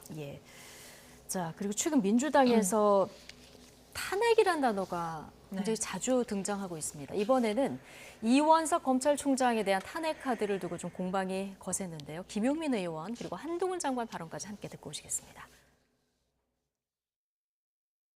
이원석 검찰총장의 특수부 검사 지키기는 마치 군부 독재 시절 하나회의 모습을 보는 것 같습니다. 검찰총장의 경거망동 행동에 대해 국민의 대표로서 준엄하게 경고합니다. 민주당은 범죄 검사에 대해 탄핵을 추진할 것이며 이번에 발의한 검사 이외에도 그 대상과 범위를 확대할 계획입니다. 저에 대해서 탄핵한다고 했다가 발 뺐고 오늘은 검찰총장 탄핵한다고 했다가 분위기 안 좋으니 말 바꿨습니다. 민주당은 이제 정말 하루에 한 명씩 탄핵 추진하는 것 같습니다. 탄핵들이 총선 이후에 기각될 테니 남는 장사라는 정치적 계산으로 탄핵 남발하는 거 아닙니까? 하루에 한 명씩 탄핵을 추진하는 것 같다. 이게 좀 정치적 계산을 하는 게 아니냐. 한동훈 장관 입장은 뭐 이런 건데. 그런데요, 이 이원석 검찰총장 탄핵에 대해서 당초 민주당 원내대변인이 논의될 것 같다 오전에 이렇게 얘기했다가 오후에는 논의된 적 없다, 계획도 없다 이렇게 지금 입장이 바뀌었거든요. 이건 어떻게 봐야 됩니까? 민주당이 전략적으로 굉장히 큰 실수를 반복하고 있어요. 그러니까 물론 정말 중요한 이슈에 대해서 정말 문제가 되는 뭐 일이 있다면 탄핵을 할 수도 있습니다. 할 수도 있는데 그렇게 말을 했다면 해야 돼요. 끝끝내 해내야 되고요. 그래서 국민들께 보여줘야 되죠. 그런데 민주당은 이게 탄핵 카드를 만지작 칼집에 칼을 넣었다 뺐다 하는 것만으로도 국민의힘이나 아니면 검찰을 위축시킬 수 있다라는 잘못된 판단을 하는 것 같아요. 이게 처음에는 이게 어느 정도는 긴장도 할 수 있고요. 국민들도 굉장히 큰 이슈인가 보다라고 할 수 있지만 민주당이 계속 이런 식으로 말을 바꾸고 사람을 바꿔가면서 계속하면 그냥 민주당의 특히 김용민 의원은 그러려니 하는 반응이 나올 수밖에 없고요. 전혀 실효성이 없게 됩니다. 효과도 없어요. 이게 무슨 검찰 견제에 어떤 역할을 할 수 있겠어요.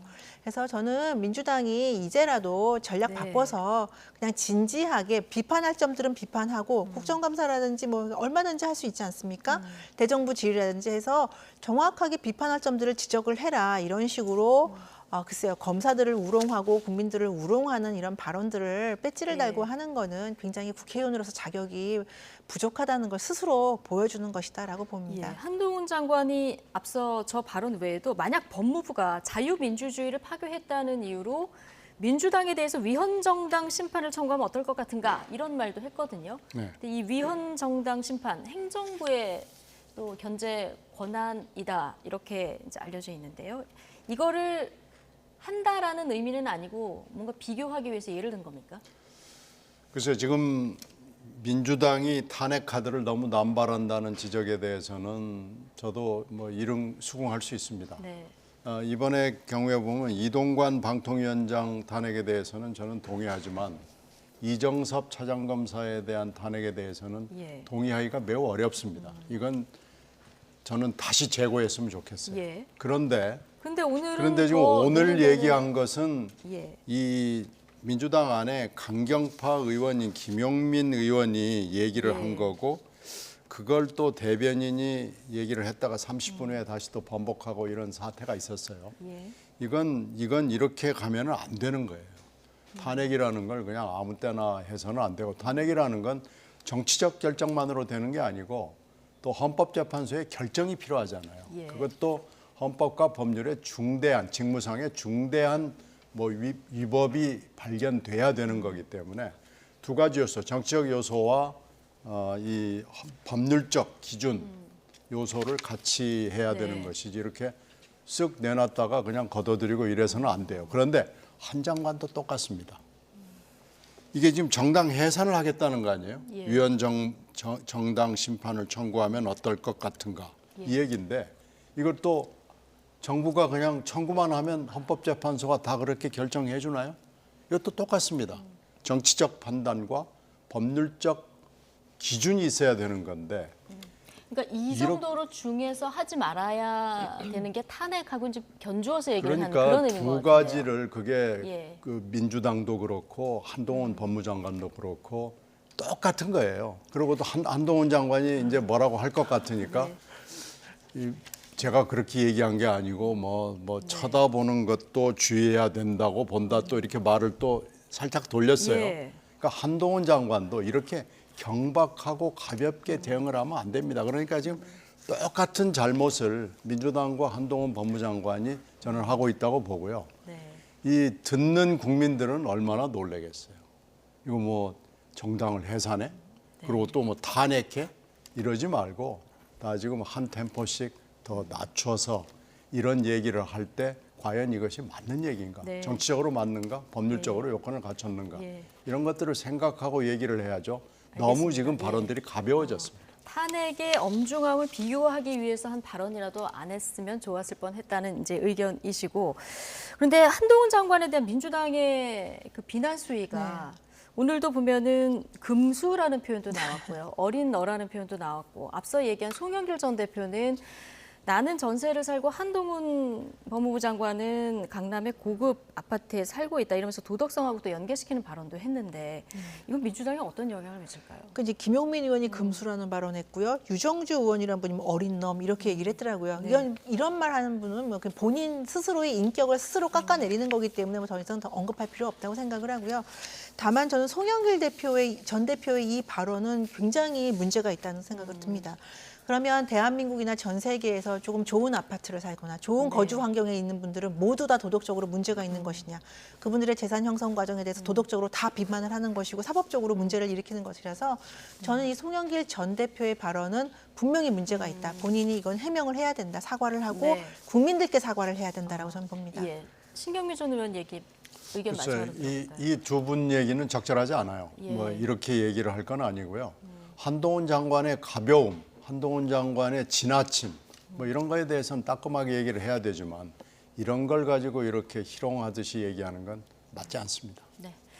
자, 오늘 두 분 이야기 여기까지 듣겠습니다. 민현주, 신경민, 전직위원 두 분과 함께했습니다. 고맙습니다.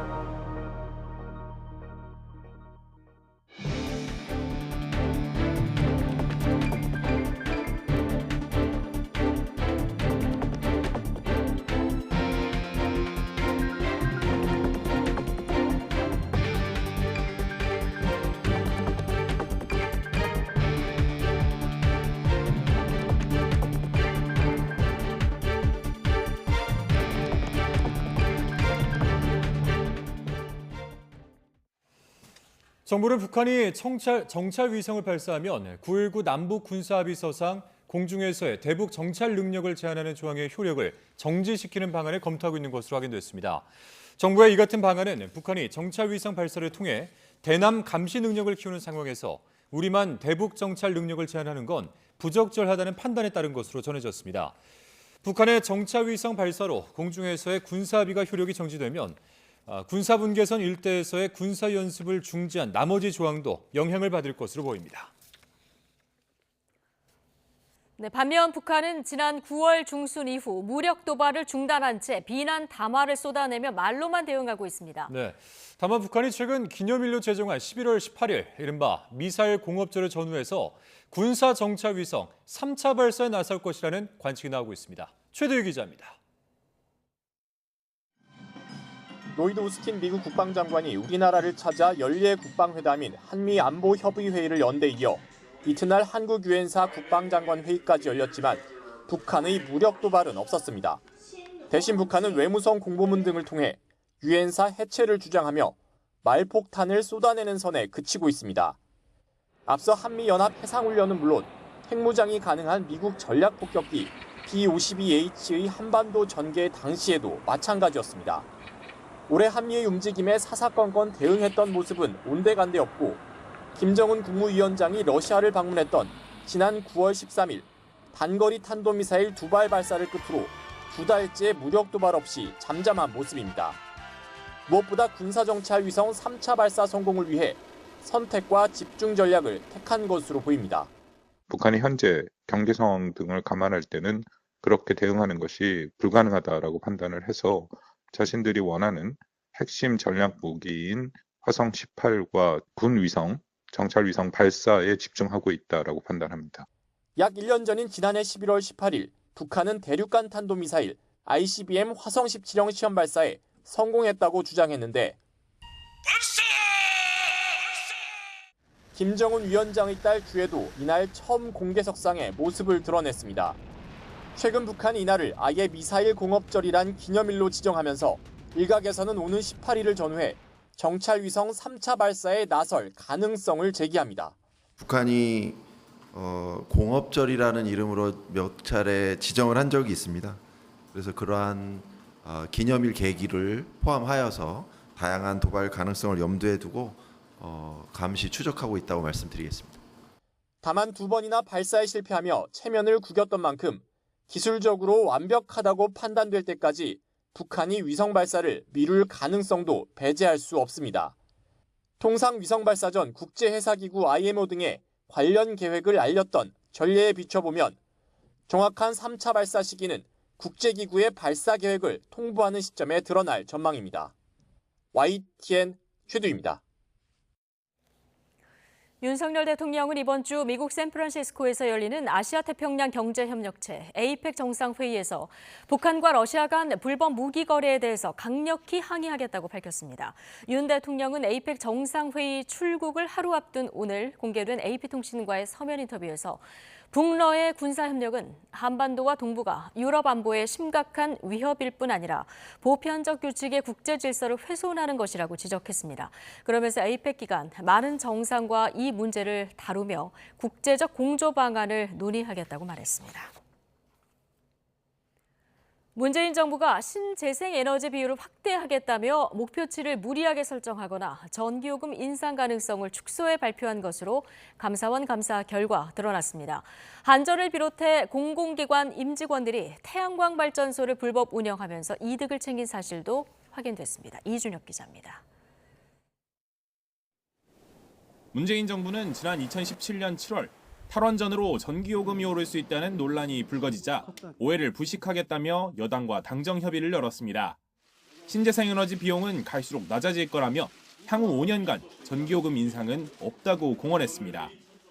다시 한번 분명히 말씀드립니다. 탈원전을 해도 전력 수급에는 전혀 문제가 없고 전기요금 폭탄도 없습니다. 하지만 지난 5년 동안의 신재생에너지 사업 전반에 대한 감사원 감사 결과 당시 전기요금 영향을 검토했던 산업부는 유리한 시나리오만 반영해 대통령실에 보고한 것으로 파악됐습니다. 가격이 내려갈 요인만 반영하고 올라갈 요인은 모두 제외한 겁니다. 국회 제출용 보고서의 내용도 왜곡했습니다.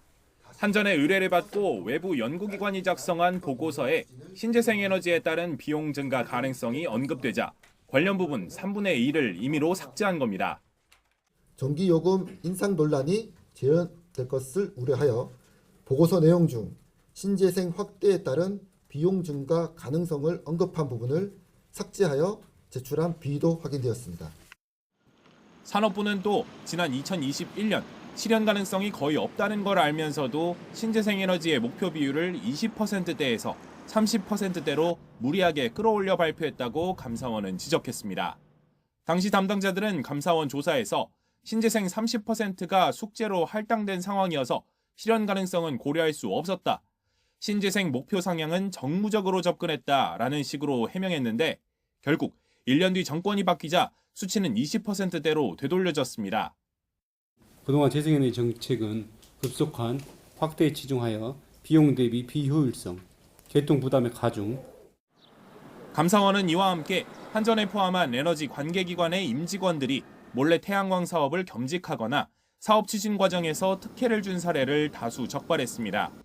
이에 따라 위법 부당하게 업무를 처리한 17명에 대해 소속기관 등의 징계나 주의를 요구하고 허가 없이 태양광 사업을 겸직한 공직자 240명에 대해선 추가 조사 뒤 징계할 것을 통보했습니다. YTN 이준엽입니다. 산업통상자원부는 감사원 감사 결과를 겸허히 수용한다고 밝혔습니다. 산업부는 감사 결과에 대해서 신재생에너지 정책 주무부처로서 무거운 책임감을 느낀다며 국민 신뢰를 회복하기 위해 조속한 후속 조치와 강도 높은 정책 혁신을 추진할 계획이라고 설명했습니다. 또 신재생에너지 정책과 사업 추진 과정에서 철저한 사업 관리와 감독을 통해 위법 부당 행위가 재발하지 않도록 노력하겠다고 밝혔습니다. 네, 앞서 허가 없이 겸직한 공직자들이 징계를 받게 된다는 소식 전해드렸는데요. 또 다른 공무원의 도를 넘은 겸직 사례가 대중의 눈살을 찌푸리게 하고 있습니다. 영상 준비되어 있습니다. 잠시 보시죠. 인터넷 성인 방송을 진행 중인 한 여성이 인터넷 방송에서 담배를 피우고 이렇게 술도 마시면서 시청자와 이야기를 나누는데 그러다 현금성 아이템을 받자 갑자기 이렇게 신체까지 노출하기 시작합니다. 자, 그런데 이 여성 진행자 알고 보니 국가부처 소속의 20대 7급 주무관인 것으로 밝혀졌습니다. 해당 공무원은 임용되고 나서 발령 전까지만 활동을 했다 이렇게 해명을 했는데요. 하지만 임용이 된 그 순간부터 공무원 신분이라는 점을 고려하면 처벌은 피해갈 수 없을 것으로 보입니다.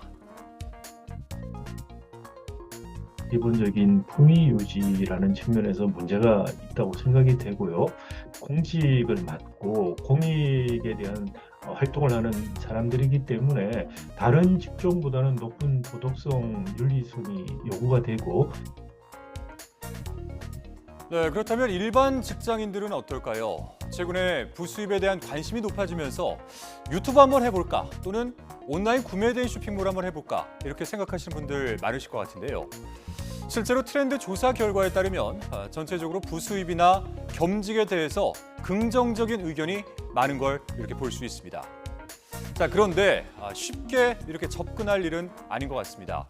이 겸직, 계약 조건에 따라서 계약 해지 사유가 될 수도 있다고 하니까 신중하게 살펴봐야 할 것 같습니다. 일반 근로자의 경우에는 근로기준법에서 겸직을 제한하고 있지는 않습니다. 다만 겸직을 하는 경우에 근로제공에 악영향을 미치거나 업무 관련성이 있어서 올바른 근로제공을 할 수 없는 경우에는 취업규칙에 따라서 징계를 받는다든지 근로계약 해지 사유가 될 수 있기 때문에 먼저 겸직을 하기 전에 취업규칙이나 근로계약을 충분히 검토하는 것을 권고드립니다. 윤석열 대통령은 불법 공매도로 인한 더 이상의 피해를 막기 위해서 근본적 개선 방안을 만들어낼 때까지 공매도를 금지할 것이라고 밝혔습니다. 윤 대통령은 오늘 주재한 국무회의에서 불법 공매도 문제를 방치하는 건 공정한 가격 형성을 어렵게 해 개인 투자자들에게 큰 손실을 입히고 증권시장 신뢰 저하와 투자자 이탈을 초래할 수 있다고 지적했습니다. 그러면서 일각에서 MSCI 선진지수 편입이 어려워지는 거 아니냐는 우려를 하지만 미국과 달리 우리 증권시장은 변동성이 크고 개인 투자자 비중도 높다고 설명했습니다. 공매도 전면 금지 이후 증시 변동성이 커지면서 외국인 자금이 실적을 앞세운 반도체 관련주로 쏠렸습니다. 급등락을 오간 2차 전지 종목은 다시 상승 전환하면서 전체 지수를 끌어올렸습니다. 이형원 기자입니다. 공매도 금지가 불러온 반짝 상승세는 오래가지 않았습니다. 첫날 급등세 이후 연일 내림세를 거듭하며 상승폭을 대부분 반납했습니다. 증시 급등락 속에 큰 변동성을 보이지 않은 종목도 있습니다. 삼성전자와 SK하이닉스 등 반도체 관련주입니다. 전문가들은 커진 변동성에 외국인들이 반도체 섹터를 투자 피난처로 선택한 것으로 봤습니다. 실제로 공매도 금지가 시작된 지난 6일부터 외국인이 가장 많이 사들인 종목은 반도체였습니다. 1조 원 넘게 매수했는데 삼성전자가 절반을 차지해 단연 1위였습니다. 제약 바이오 업종도 매수 상위권에 올랐는데 그만큼 실적을 많이 고려했다는 분석이 나옵니다. 시장은 결국 실적이 나오는 애들에 집중할 수밖에 없는데 반도체밖에 없지 않나 라고 생각해서 들어오는 것 같고, 셀트리온 같은 경우는 실적이 그래도 나오는 회사니까 제약 바이오 중에서도. 지난주 등락폭이 컸던 2차 전지 관련주는 다시 상승 전환했지만 변동성은 여전하다는 평가입니다. 캘리포니아 공무원연금에서 테슬라하고 리비안 지분 확대를 했거든요. 그거가 좀 호재로 작용해 테슬라가 좀 올랐거든요. 4% 정도. 대통령이 또 언급을 했어요. 공매도 개선 전까지는 계속 금지를 해야 된다.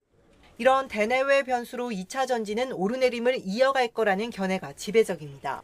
중요한 건 기초 체력인 만큼 업황 개선 기대감이 큰 반도체를 중심으로 한 실적장이 펼쳐질 거라는데 무게가 실리고 있습니다. YTN 이영훈입니다. 대전의 한 PC방에서 40대 남자가 여성 직원을 무차별 폭행하는 사건이 발생했습니다. 남자는 도망치는 여성을 붙잡아와 다시 때리는 등 무자비하게 범행을 저질렀지만 경찰 지구대에서 간단한 조사만 받고 풀려났습니다. 피해 여성은 뇌진탕과 치아 파손 등 신체 여기저기를 다쳐 병원 치료를 받고 있습니다. 양동훈 기자가 단독 보도합니다. 한 남자가 PC방에 들어와 갑자기 카운터에 있는 여성 얼굴을 사정없이 때립니다. 머리카락을 잡아당겨 쓰러뜨리더니 이번에는 발로 무자비하게 구타합니다. 남자가 컴퓨터를 부수는 사이 여성이 도망치자 뒷쫓아가 붙잡아서 다시 폭행을 이어갔습니다. 지난 10일 오후 대전 유성구 PC방에서 벌어진 무차별 폭행 사건 화면입니다. 비명소리에 놀라 아래층 점포 사장이 뛰어 올라왔습니다. 하지만 남자는 아랑곳하지 않고 경찰이 출동할 때까지 발로 차는 등 10분 가까이 구타를 지속했습니다. 폭행이 있었던 PC방 창고 한쪽에는 유리가 깨지고 휘어진 모니터들이 여러 대 놓여 있습니다. 피해자는 몸 여기저기에 타박상을 입고 머리까지 다쳐 병원 치료를 받고 있습니다. 태어나서 이렇게 막 무자비로 맞아본 적이 없으니까 너무 무서웠거든요. 혼자서 계속 때리니까 뭐 도망가면 잡혀오고 너무 진짜 지금도 계속 불안하고 혼자서 잊지 못하겠더라고요. 가해 남성은 과거 PC방 사장과 동업자 관계였던 거로 조사됐습니다. 무차별 폭행을 가한 남자는 현행범으로 체포되지 않고 지구대에서 간단한 조사만 받고 풀려났습니다. 그 건장한 남자가 여자 혼자 있는데 와가지고 저렇게 무차별 폭행을 했는데 그 영상을 뻔히 다 보시고도 풀어줬다는 그 자체가 나는 정말 너무 진짜 이상하다고 생각합니다. 경찰은 가해 남성이 지시에 순순히 응하고 사건 영상도 있어서 조사 뒤 돌려보냈다며 폭행 이유를 밝히기 위해 추가로 수사하고 있다고 설명했습니다. YTN 양동훈입니다. 오늘 오후 3시 반쯤 경기 평택시에 있는 변환소 전력 공급에 차질이 생기면서 경기도 내 곳곳에서 한때 정전이 발생했습니다. 이로 인해 용인시 에버랜드에서는 대형 롤러코스터 T-익스프레스가 운행 중 지상 높이 수십 미터 지점에서 갑자기 작동을 멈췄습니다. 놀이기구가 작동을 멈추자 탑승객 수십 명은 수분 동안 고립됐다가 직원들의 도움을 받아 놀이기구에 설치된 계단을 이용해 내려왔고 부상자는 발생하지 않았습니다. 에버랜드 관계자는 놀이기구는 전력 공급이 끊기면 탑승객 안전을 위해 자동으로 멈춰서도록 설계되어 있다며 한전 측 전력 공급에 차질이 생기면서 운행을 멈췄었던 것으로 보인다고 말했습니다. 한전 관계자는 해당 변환소의 전압은 자체적으로 원상복구된 상황이지만 관련 조사를 통해 자세한 경위를 파악할 예정이라고 말했습니다.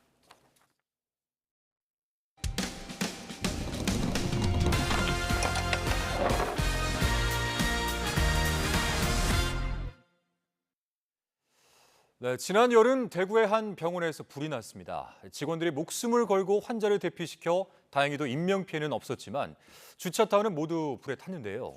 그런데 환자를 살리고 차를 날린 직원들이 넉 달 넘게 아무 보상도 받지 못하고 있다는 제보가 YTN에 들어왔습니다.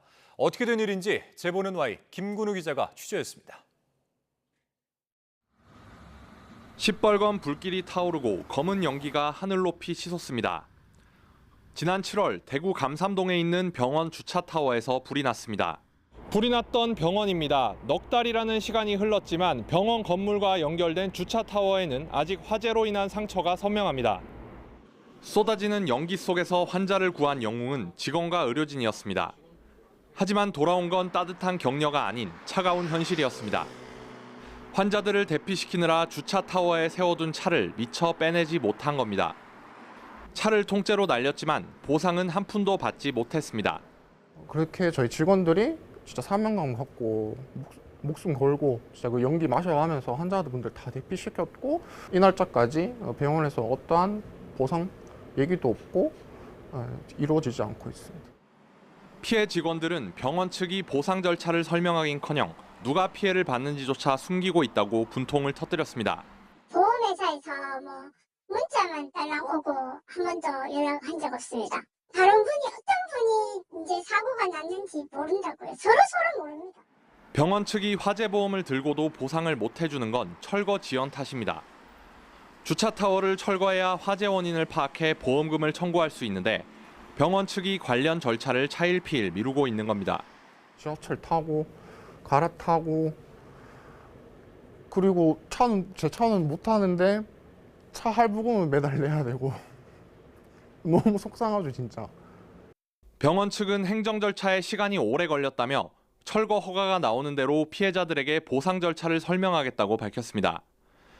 하지만 철거에만 2달이 넘게 걸리는 만큼 올해 안에 문제가 해결될 가능성은 적습니다. 소중한 생명을 구하고도 하루아침에 차를 날린 피해자들의 불편은 오늘도 계속되고 있습니다.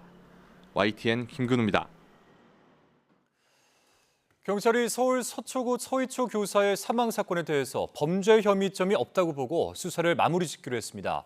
서울 서초경찰서는 오늘 서희초 교사의 극단적 선택을 국립과학수사연구원 심리부검 결과 학생 지도와 학부모 응대 그리고 학교 업무 관련 문제로 오랜 기간 스트레스를 받아온 영향으로 보고 내사 종결했습니다. 또 학교 직장에서나 학부모로부터 폭언과 폭행 등 범죄를 볼 수 있는 정황은 없어 수사를 종결하게 됐다고 설명했습니다. 유족 측은 정보 공개를 통해 수사가 부진하지는 않았는지 확인해보겠다고 밝혔습니다. 유족 측 변호인은 오늘 YTN과 인터뷰에서 학부모 통화 목록과 동료 교사 진술 내용 등을 경찰에 정보 공개 청구했다고 말했습니다. 그러면서 경찰 설명대로 가해 학생 학부모가 교사한테 개인 휴대전화로 전화한 적이 없는지 통화 목록을 직접 확보해 확인해보겠다고 설명했습니다. 국제 곡물가가 내리고 있는데도 가공식품 인상 릴레이는 계속되고 있습니다. 정부는 식품 원료에 대한 관세를 인하하며 식품업계 분위기에 편승한 가격 인상에 강력한 경고를 보냈습니다. 이승은 기자입니다. 공급 확대와 정부 판매 지원으로 김장 물가는 점차 안정화되고 있습니다. 지난 10일 기준 배추 20포기 기준 김장 재료값은 19만 원 정도로 지난해보다 10.4% 떨어졌습니다. 특히 배추 가격은 지난 13일 기준 한 포기에 2,771원까지 떨어졌습니다. 하지만 작황 부진에 사과 등 과일값은 여전히 비싸고 가공식품 인상도 이어지고 있습니다. 정부는 바나나와 망고, 전지, 탈지 분유, 코코아 등 수입 과일과 식품 원료 10개에 대한 관세를 신규 인하했습니다. 또 내년에도 가공용 옥수수와 원당, 커피 등 주요 식품 원료에 대한 관세 인하를 추가 추진한다고 밝혔습니다. 소주값 인하도 추진합니다. 국내 주류의 경우에 기준 판매 비율 제도를 도입을 해서 기본적으로 과세 표준을 조금 낮춤으로써 그것이 결국은 주류 가격 안정에 기여할 수 있도록 하는 방안을 현재 적극 검토 중에 있습니다. 추경호 부총리는 나아가 관세 혜택을 받았는데도 소비자 가격에 반영되지 않는 이유를 소비자가 정확하게 알 필요가 있다고 언급했습니다. 그러면서 부당이익을 편법으로 회계 처리한다면 세무당국이 엄밀히 보게 될 것이라고 경고했습니다. 지난해 급등했던 밀과 콩, 옥수수 등 국제 곡물 가격은 최근 2021년 1월 수준으로 복귀했습니다. 정부는 최근 국제유가도 7월 중순 이후 석 달 만에 70달러대까지 하락했다며 업계의 가격 인상 자제를 연일 촉구하고 있습니다. YTN 이승은입니다. 농심과 빙그레의 올해 3분기 연결 기준 영업이익이 지난해 같은 기간보다 2배 넘게 증가한 것으로 나타났습니다. 농심은 올해 3분기 연결 기준 영업이익이 지난해 같은 기간보다 104% 증가한 557억 원으로 잠정 집계됐다고 공시했습니다. 빙그레의 올해 3분기 연결 기준 영업이익은 654억 원으로 지난해 같은 기간보다 154% 증가한 것으로 잠정 집계됐습니다. 내년 서울의 아파트 입주 예정 물량이 역대 최저치인 만여 가구에 그치면서 공급 불안 심리가 커지고 있습니다. 이 때문에 부동산 침체로 청약 통장 가입자가 줄고 있는 와중에도 서울 지역에는 청약 가점 합격선과 경쟁률이 오르는 기현상이 발생하고 있습니다. 이승용 기자입니다. 주택 공급 부족으로 내년 수도권 입주 물량은 14만 7천여 가구에 그치며 지난 2016년 이후 최저 수준을 기록할 전망입니다. 특히 서울은 내년 입주 물량이 1,900여 가구로 2011년 2만 300여 가구에도 못 미쳐 역대 최저를 찍을 것으로 보입니다. 전 정부의 재건축 재개발 억제 정책의 악영향에다 고금리 기조와 프로젝트 파이낸싱 자금 경색, 원자재가 급등 등이 겹쳐서 나타난 현상으로 풀이됩니다. 특히 서울의 입주 물량 감소는 서울 인기 지역의 청약시장 과열로 이어지고 있습니다. 올해 1월에서 9월 서울 아파트 1순위 평균 경쟁률이 66대 1로 1년 전 26대 1을 크게 웃돈 것이 대표적입니다. 또 하반기 서울의 아파트 청약 당첨 가점 합격선은 55.4점으로 상반기보다 8.9점, 1년 전보다 18.1점 올랐습니다. 청약 가점은 84점 만점으로 무주택 기간과 부양 가족, 청약 통장 가입 기간 등에 따라 산정됩니다. 지난 9월 분양한 관악구 힐스테이트 관악 센트CL 전용 면적 59.96제곱미터는 가점 평균 73점으로 가점이 가장 높은 단지 중 하나였습니다. 전문가들은 송파구 힐스테이트 이편한 세상 문정이 연말에 공급을 앞두고 있어 80점을 넘는 당첨 가점이나 만점 청약 통장도 나올 수 있다고 보고 있습니다. YTN 이승윤입니다. 지난해 100만 명 가까운 개인이 집을 한 채 이상 산 것으로 나타났습니다. 통계청은 지난해 11월 1일 기준으로 주택 소유자 가운데 직전 1년간 한 채 이상의 집을 사들인 사람이 96만 2천 명이었다고 밝혔습니다. 집 한 채를 산 사람은 91만 7천 명, 두 채는 3만 2천 명, 세 채 이상은 1만 2천 명이었습니다. 경기도는 어제까지 시군보건소에 접수된 빈대 출현 의심 신고 53건 가운데 5건이 빈대가 발생한 것으로 판정받았다고 밝혔습니다. 이 가운데 4개소는 민간 소독업체에서 소독을 완료했으며 1개소는 자체 소독을 원해 소독 방법을 안내했다고 덧붙였습니다. 도는 빈대 대책본부를 구성하고 다음 달 8일까지 4주간을 집중 점검 방제 기간으로 정해 숙박업과 목욕장업, 고시원, 쪽방촌 등 빈대 취약 시설을 점검합니다.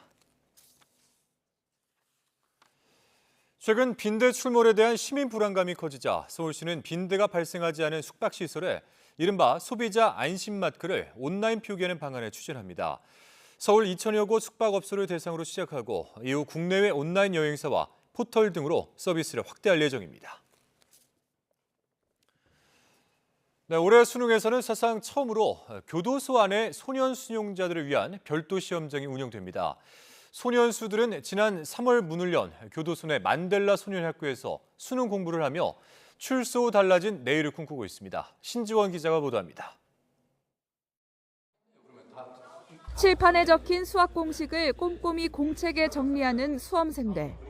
창살 너머로 언뜻 익숙한 풍경이지만 수의를 입은 소년들이 공부하는 이곳은 만델라 소년학교입니다. 17세 이하 수용자들을 교육하기 위해 지난 3월 서울 남부교도소 안에 문을 열었습니다.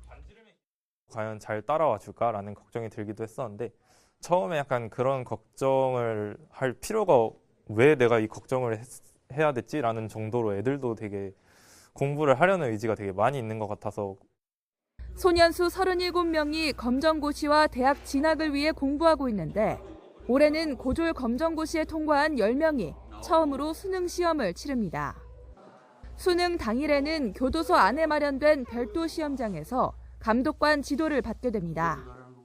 처음에는 서로 다른 환경에서 온 수용자들이 함께 공부하기가 쉽지 않았지만 교실에는 배움에 대한 열기가 넘칩니다. 너네가 공부할 수 있는 시간이 지금밖에 없다. 이 이후에는 너네가 나가서 다른 일을 하게 되면 다시 이 공부를 할 수는 없다. 내 인생의 마지막 공부다라는 생각으로 열심히 한번 해봐라 라고 했을 때 친구들이 따라왔고 올해 첫 수능을 치르는 수용자 가운데 일부는 내년에 출소를 앞두고 있습니다. 짧게는 2년, 길게는 15년까지 복역하는 이들의 죄명은 결코 가볍지 않습니다. 그러나 배움의 과정에서 과거를 반성하고 달라진 내일을 준비하고 있습니다. 요리사나 수의사, 인테리어 디자이너를 꿈꾸고 물리학과나 기계공학과 진학을 희망하는 수험생도 있습니다. 기술 위주의 직업 교육이 아닌 국영수 중심의 수험 공부를 하면서 다양한 목표를 가질 수 있게 됐습니다. 사회에 나갔을 때 범죄의 길이 아닌 다른 길로 갈 수 있는 하나의 발판이 되었으면 좋겠다고 생각합니다. 인생의 가장 큰 영광은 넘어지지 않는 것이 아니라 넘어질 때마다 일어서는 데 있다. 이 학교 교훈이 된 넬슨 만델라의 명언처럼 소년수들은 정당한 방법으로 사회에 적응하도록 하루하루 노력하고 있습니다. YTN 신지원입니다. 조규용 보건복지부 장관이 최근 대학들의 의대 증원 수요 발표를 연기한 것은 의사단체들 눈치 보기가 아니라고 강조했습니다. 조 장관은 오늘 국회 보건복지위원회에서 강은미 정의당 의원의 관련 질의에 전혀 그렇지 않다고 말했습니다. 그러면서 40개 대학의 의대 정원 수요를 2030년까지 받았는데 따져볼 것도 있고 확인할 사항이 있어서 연기했다고 설명했습니다. 교육부가 발표한 2028 대입 개편 시안과 관련해서 전국 17개 시도 교육감들이 수능과 고교 내신 모두 절대평가로 전환하자는 의견을 국가교육위원회에 전달했습니다.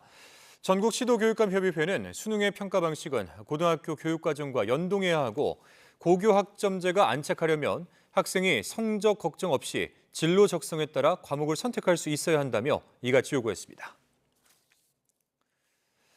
대규모 인출 사태로 흔들리는 새마을금고가 혁신안을 내놨습니다. 중앙회장에게 집중된 권한을 분산하고 부실금고 구조 조정을 신속히 추진하기로 했습니다. 김종균 기자의 보도입니다. 비리와 부실로 대규모 인출 사태를 겪은 새마을금고가 쇄신해 놨습니다. 우선 막강한 중앙회장의 권한을 분산합니다. 중앙회장 아래 전무, 지도이사를 없애고 업무 전반을 총괄하는 전문 경영인 대표를 두기로 했습니다. 비리의 원인으로 지적되는 중앙회장 연임제는 4년 단임제로 바꿀 계획입니다. 아울러 인사추천위원회 위원 과반수 이상을 외부 전문가로 구성하여 인사의 객관성과 투명성을 제고할 예정입니다. 리스크 관리도 강화합니다. 200억 원 이상 공동대출은 중앙의 참여를 의무화합니다. 기존에 없었던 부동산과 건설업 대출 한도는 각각 30%, 합산 50%로 강화합니다. 부실 징후가 감지된 금고는 즉각 현장 지도 관리하고 3천억 원 이상 금고는 2년 주기인 외부 회계 감사를 매년 실시합니다.